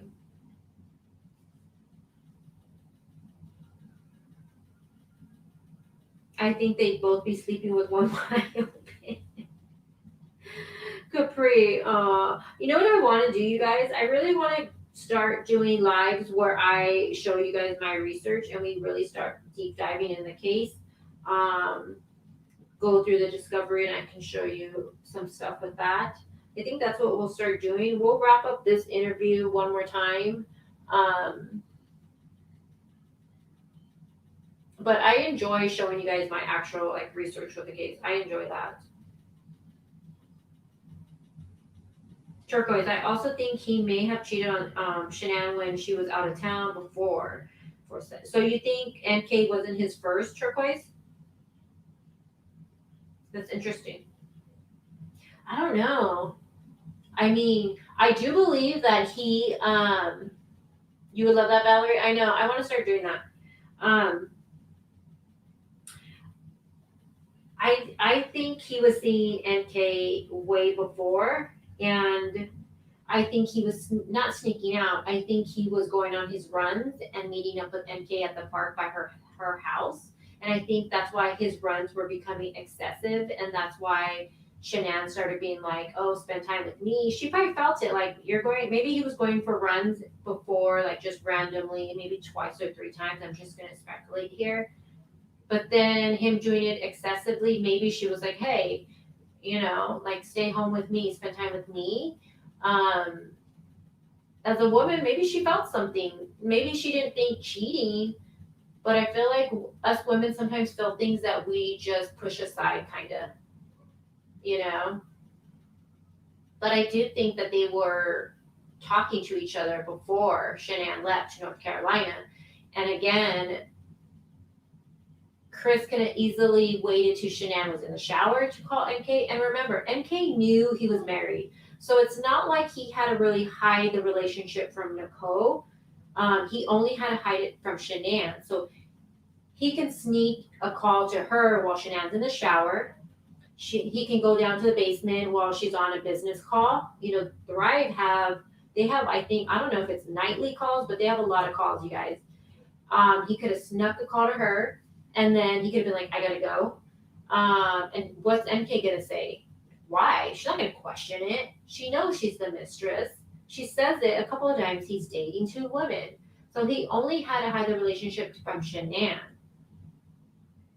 not from her. So it's easier for Chris to be able to have this affair because he's only having to lie to Shanann. His new fit body made him confident. Okay, well, here's the thing, you guys, too. Hold on. You guys are gonna see the screen go off right now. You guys, if you're used to my lives, you already know you're gonna see two crazy crime chicks right now. So hold on really fast. Hold on.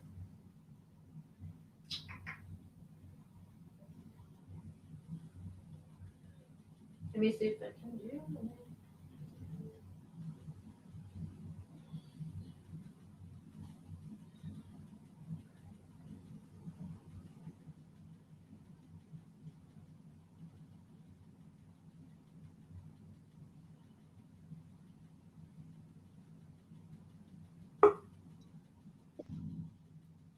Hold on. Oi. You guys hear echoing right now or no?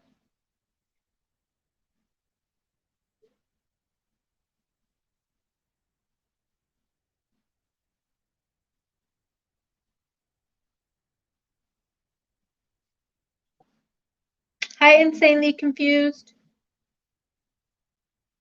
Can someone let me know if Jeffrey, you can hear me? Okay, John says I'm good. Okay, I had to switch off of my computer and I'm on my phone now. So the only thing is that if I'm on my phone, I can't text, but I can talk to you guys. What were we talking about now? What were we talking about before there was two crazy crime chicks on there?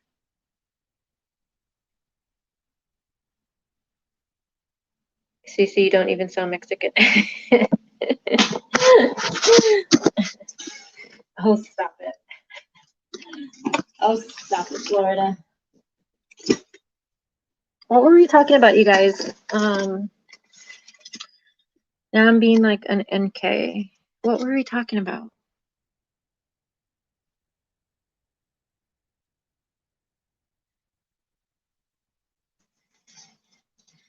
Oh, if Chris cheated before. Do you guys think Chris cheated before NK? I don't know. I don't know about that one. I don't know. I mean, he cheated with NK, and I do believe it was NK who pursued him. And like he said, she came onto him so strong, and I do believe that. And another thing too is that, you know, when I try to think logically when it comes to this case and NK's involvement, one thing always bugs me is those damn Google searches. Those bug me.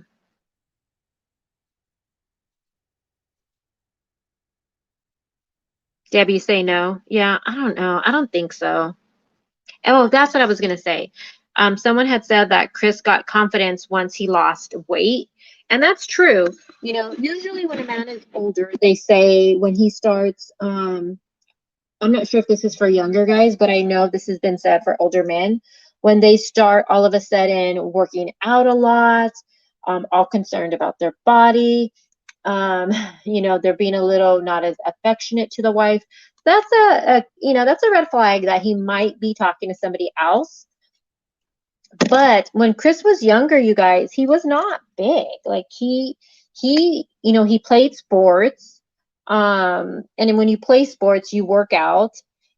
Chris was not big at all. When you look at photos of when he dated Shanann before they had Bella and Cece, he was a thin guy. He was like a basic regular sized guy. I wouldn't consider him overweight or any of that. It wasn't until Shanann got pregnant with Bella that he gained a lot of weight. But then again, maybe when he really transformed his body, I think being with NK is when he really, really, really got really skinny looking. He looked cracked the fuck out.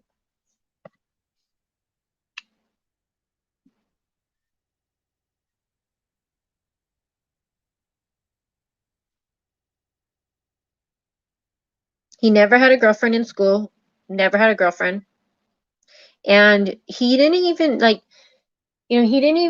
go out. He would just stay home with his family and watch TV. I don't know about you guys. I mean,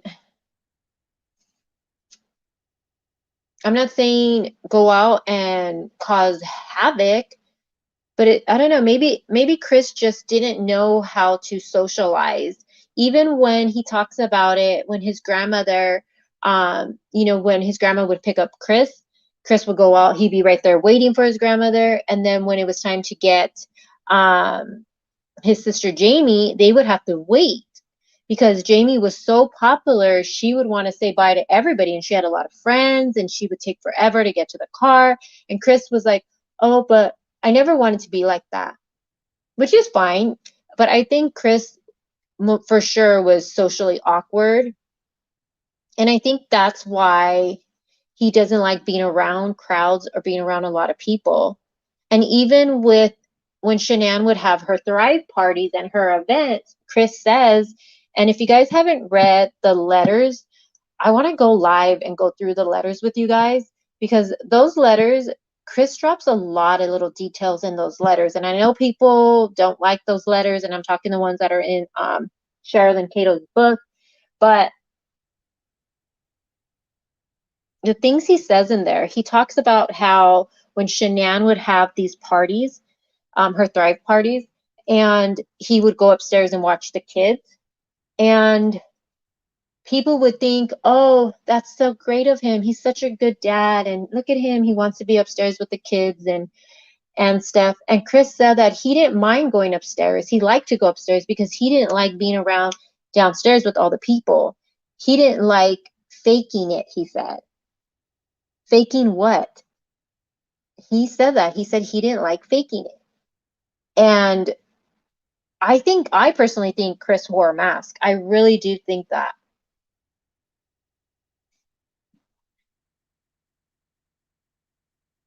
There are bits of truth in his in what Chris says. It's just he lies so much, it's so hard. And then when they go see Chris in the prison interview, isn't it interesting? I haven't listened to that interview in a long time, but isn't it interesting when he tells the agents about how he was in school and how he lied to his teacher about going to, what did he say? He went somewhere and he really didn't go there for the summer, and the teacher believed him and he lied so good. And it it was weird how he says that, like he was proud of himself that he was able to pull one over his teacher. And I kind of felt like he was telling the agents that, like, hey motherfuckers, I'm playing all of you guys.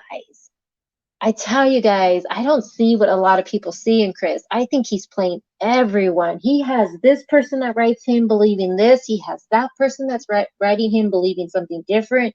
Everybody that comes into contact with Chris through letters, he tells them something different. I don't know.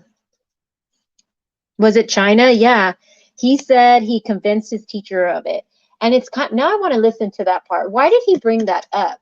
What were they talking about at that time that Chris thought he would tell the agents that he convinced his teacher? He lied so good and she believed him.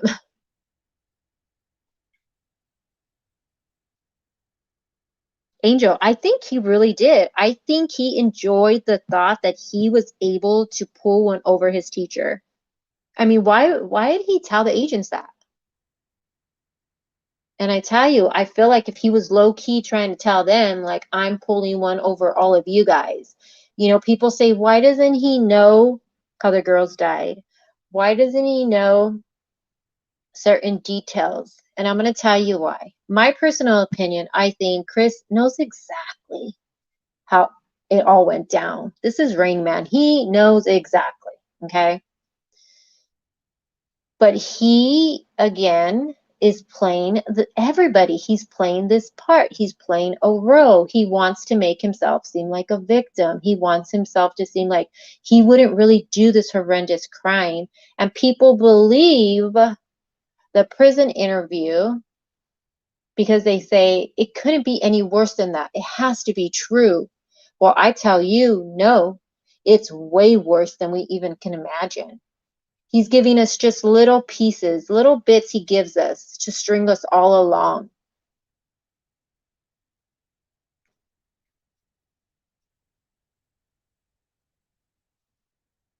I wish we could see that polygraph test. He is a manipulator. And I think it wasn't Chris who was being, I think Shanann being with Chris, it was probably tiring for her in a relationship, honestly. I mean, just think about it. You're in a relationship with somebody and you know, obviously, you know when they're happy, you know when something's wrong with them. You know everything when you're in a relationship. And just imagine being with Chris and you know something's bugging him, whatever it could be.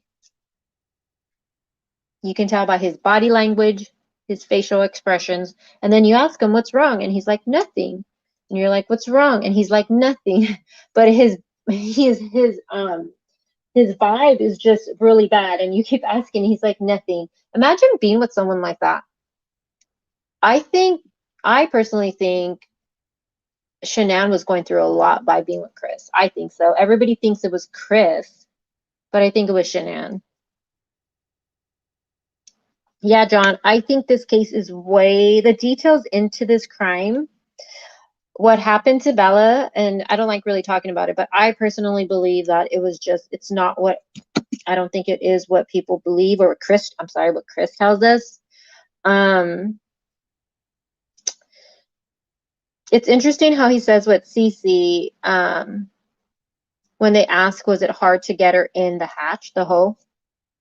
And he's like, it's not like I had to stomp her in.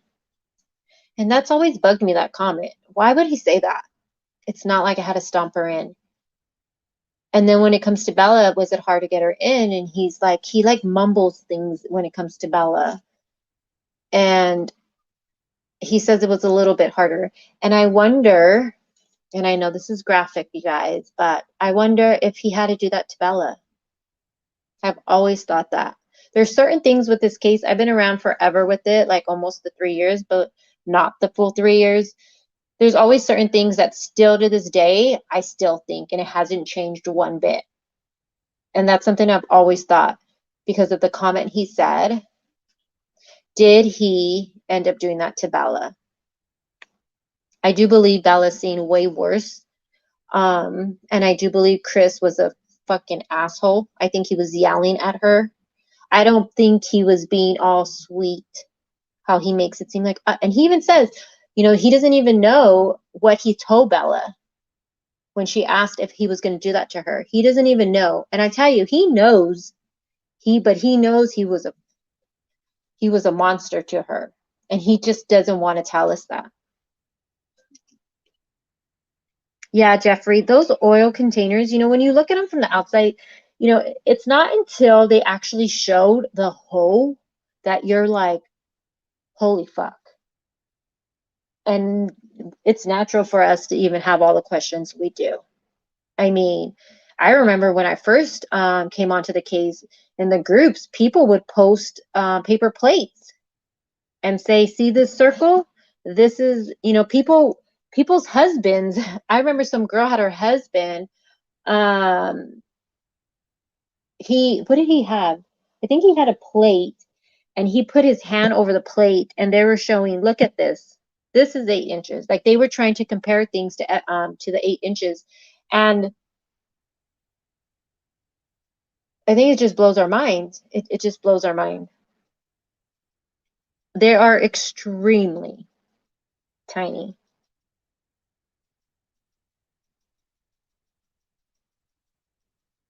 Turquoise, don't mention pizza. I ate so much pizza yesterday. I was so depressed.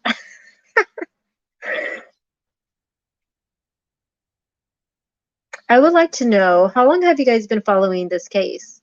I've been here about a little over 2.5 years with this case.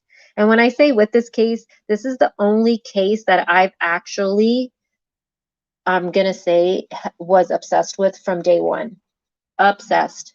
My boyfriend would see me with my notes and he'd be like, you're still with the Watts case? What? Like he was just tripping. Like he would make fun of me saying, I study more this case than I ever did in school. He would always make fun of me over that.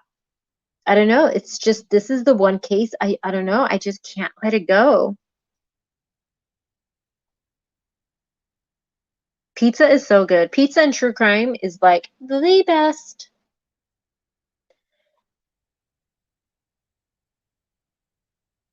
Jeffrey, I agree. And that's why I understand why, the Ruseks don't want it being talked about. I get it, But I feel like aggression should be towards Chris. You know what I mean? Heart Eye says, I followed this since day one. I remember the porch front interview, and I knew he did something horrible. John, I lost track how long I'm here when I started talking to Demon Child. Damn it, Demon Child's been here for a long time now. The porch interview, did you guys think he was guilty from day one? From that interview? I remember I watched that interview, and I remember thinking, something's odd with him. But I didn't really pay too much attention to it. I was just like, something's odd with him. And then when it came out that he did it, I was like, oh my goodness. Tracy says, I've studied this case every day since day one. Tracy, you must be exhausted. Does anyone notice NK finally cries after she says they were so little? I truly think because of those hatches being too small. Holly, so do you think she's really crying from, feeling guilty with the girls and those hatches? Or what do you think about that? I do think she does refer to them being little a lot. For, she's, and again, she could just be from the photos she's seen. They do look little.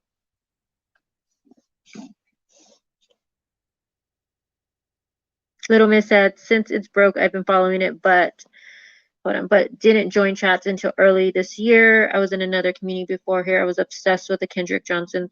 Oh, really, Little Miss? The Kendrick Johnson one. Oh my goodness. I want to know what's going to happen with that one. That is the one case that I still would always go back and just Google the name to see if anything new happened. Because let's be real, that case, it didn't happen the way they said. Since the Netflix. I remember when I first learned that Facebook had Chris Watts groups, I went nuts. I joined this really big group that I'm still in, and I couldn't get enough of it. I mean, I was obsessed with the group. I posted all day long. I mean, the admin was really nice. I still adore the admin there. I asked so many questions. I couldn't get enough information. I just couldn't get enough of the case. I just wanted to know as much as I possibly could. And when you're new to the case and you ask questions, especially in the Facebook groups, people are like, oh my God, that's been asked before. Like, people could be so mean to you, and they'd be like, go read the discovery. Or people would say, when I ask a question and I would question it, like, and they'd be like, yeah, it's in the discovery. And then I'd be like, oh, what page? Well, go read it. So then I was like, okay. So then I started reading the discovery, and then I found out that a lot of people that would tell me it's in the discovery, they were effing lying to me. It's easy for people to say it's in the discovery when they really don't fucking know themselves. I'm old. I'm on the 4th YouTube channel. I'm Gucci with one of the biggest communities. I gotta check out your page. Do you really have a page, Holly? Undead channel?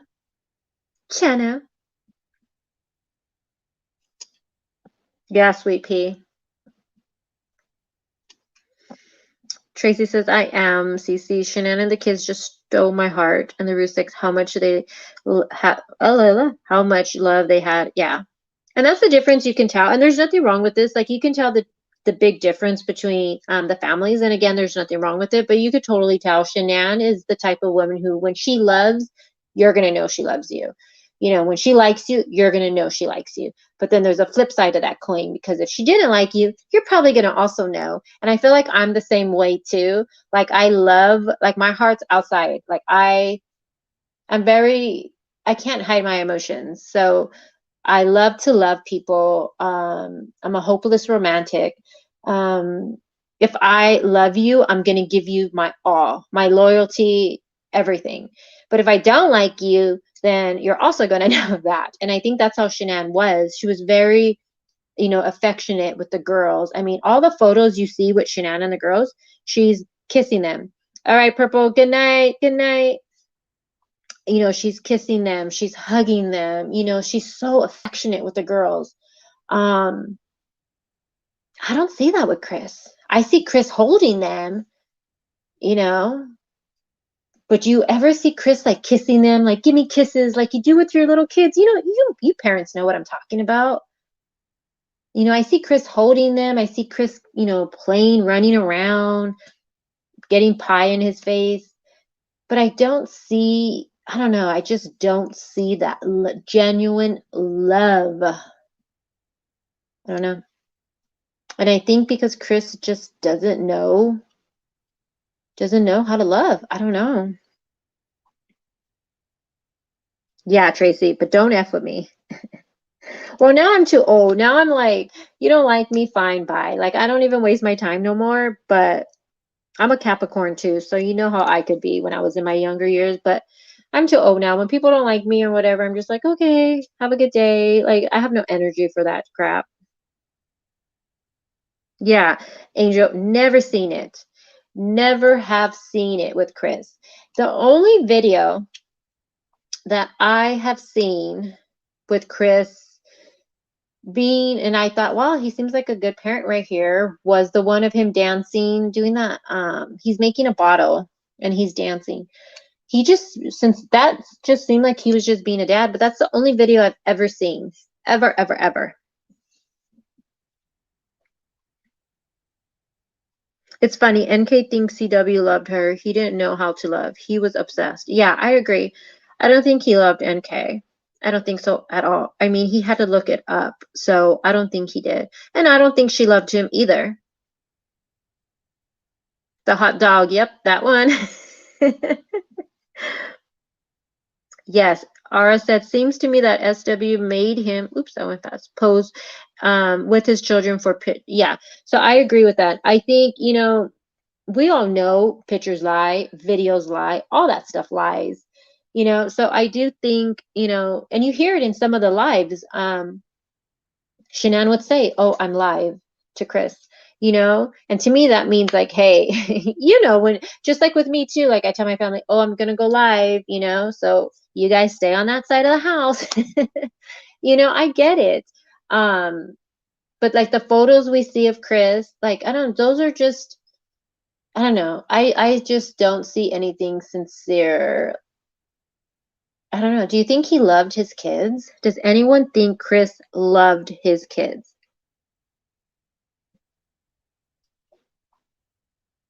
Angel said he enjoyed it way too much. Exactly. Otherwise, he wouldn't have done it.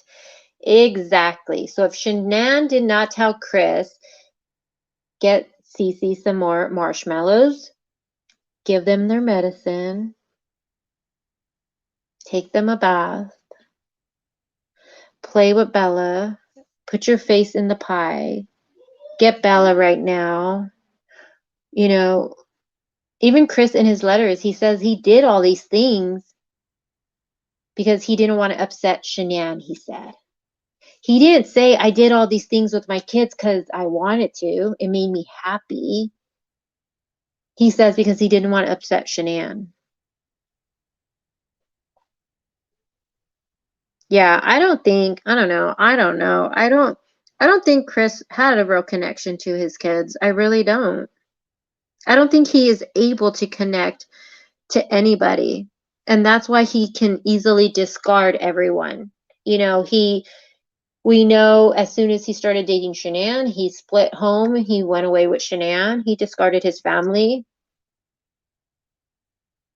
Once he met NK, he didn't have any use for Shanann. Look what he did to Shanann. And I think, and Chris even says himself, he questioned, was he ever a dad? Was he ever one? Because of how easy it was for him to do what he did.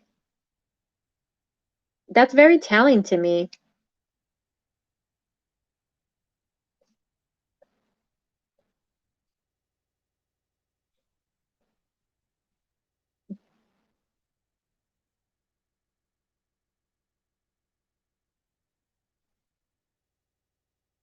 Hold on, I'm just reading comments, you guys.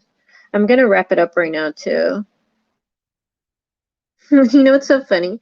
My Ma D, she never made it, huh? Rachel, you're a Capricorn too? Woohoo! No wonder why we get along.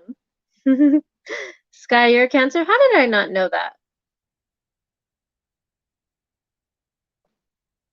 No, but my Ma D, she always in the morning, she's like, I'm gonna be there. I'll be there on the live. And then, but it's so late for her. When I go live, I think it's like 3 a.m. where she's at. Oh, my sweet D. Yes, Dave says, thank you everyone for being kind and truly happy person and one who can enjoy the scenery while on a detour. Tomorrow's never promised, so hold your loved ones close. Please take care and stay safe. That's so nicely said. Yes. My grandpa used to always say, when I'd say, I'll talk to you tomorrow, I'll see you tomorrow. And he always would say, every time I'd say like, I'll talk to you tomorrow, he would always say, God willing. Because we just never know. We never know. I mean, look at the cases we're talking about right now. We just never know. And even like the Tristan Bailey case, like, my God, 13 years old. And then a 14-year-old did it. Just blows my mind, that case. And the one thing I'm noticing from that case in the Facebook groups is that you're seeing a lot of parents saying, like a lot of people in the groups, and these aren't the NK Chris Watts groups because these are the other groups that talk other true crime. But you see them saying how the Tristan Bailey case is really opened their eyes, and they're talking to their children about the case. And that's something I did. I talked to my girls about the case. It's just crazy that a 14-year-old did this. And I feel like once that the autopsy report, all the details of it all comes out, I think it's going to be a really horrific crime. And then look at the little 2-year-old. What is it? Is it Amari Nicholson? The one from Las Vegas? 2 years old. And the boyfriend did it. What the? I didn't see that one coming.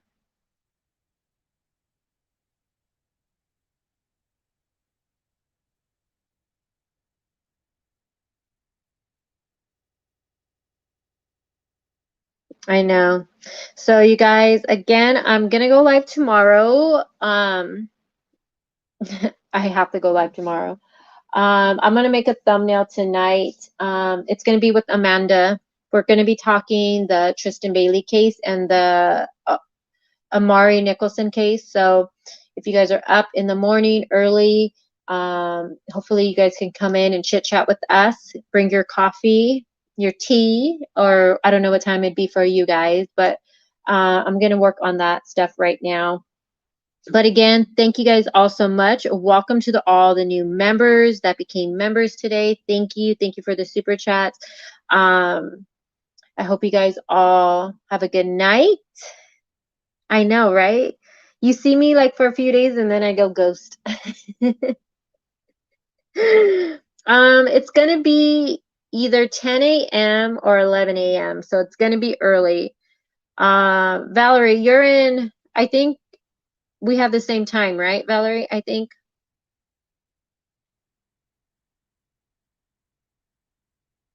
Leos are special.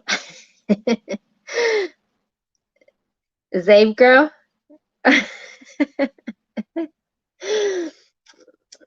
John, you're hilarious. John, do you have the photo of NK up? Yeah, so you're the same time as me, right? Because right now it's 9:44. Yeah, so you're with me. So I'm thinking, Valerie, tomorrow early, probably 10 or 11. California, woo woo. LA, baby. Oh, Wendy, we need those apples. Actually, I just bought a whole bag of red apples and they were only $5. I was like, oh, hell yeah. I was all happy. I was going to take a picture and send it to Andy. All right, guys. So you guys have a good night. I'm going to work on Nate's mom's video, the book tonight, and also get the thumbnail ready for the live tomorrow. So you guys, if it's super late, thank you for staying up here with me. 12:44 a.m., Tracy? I love apples with peanut butter.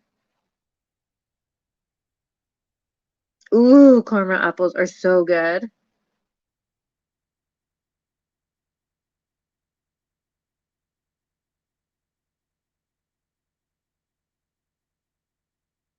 All right, guys. So again, thank you. You guys have a good night, and I will talk to you guys tomorrow. Bye, guys.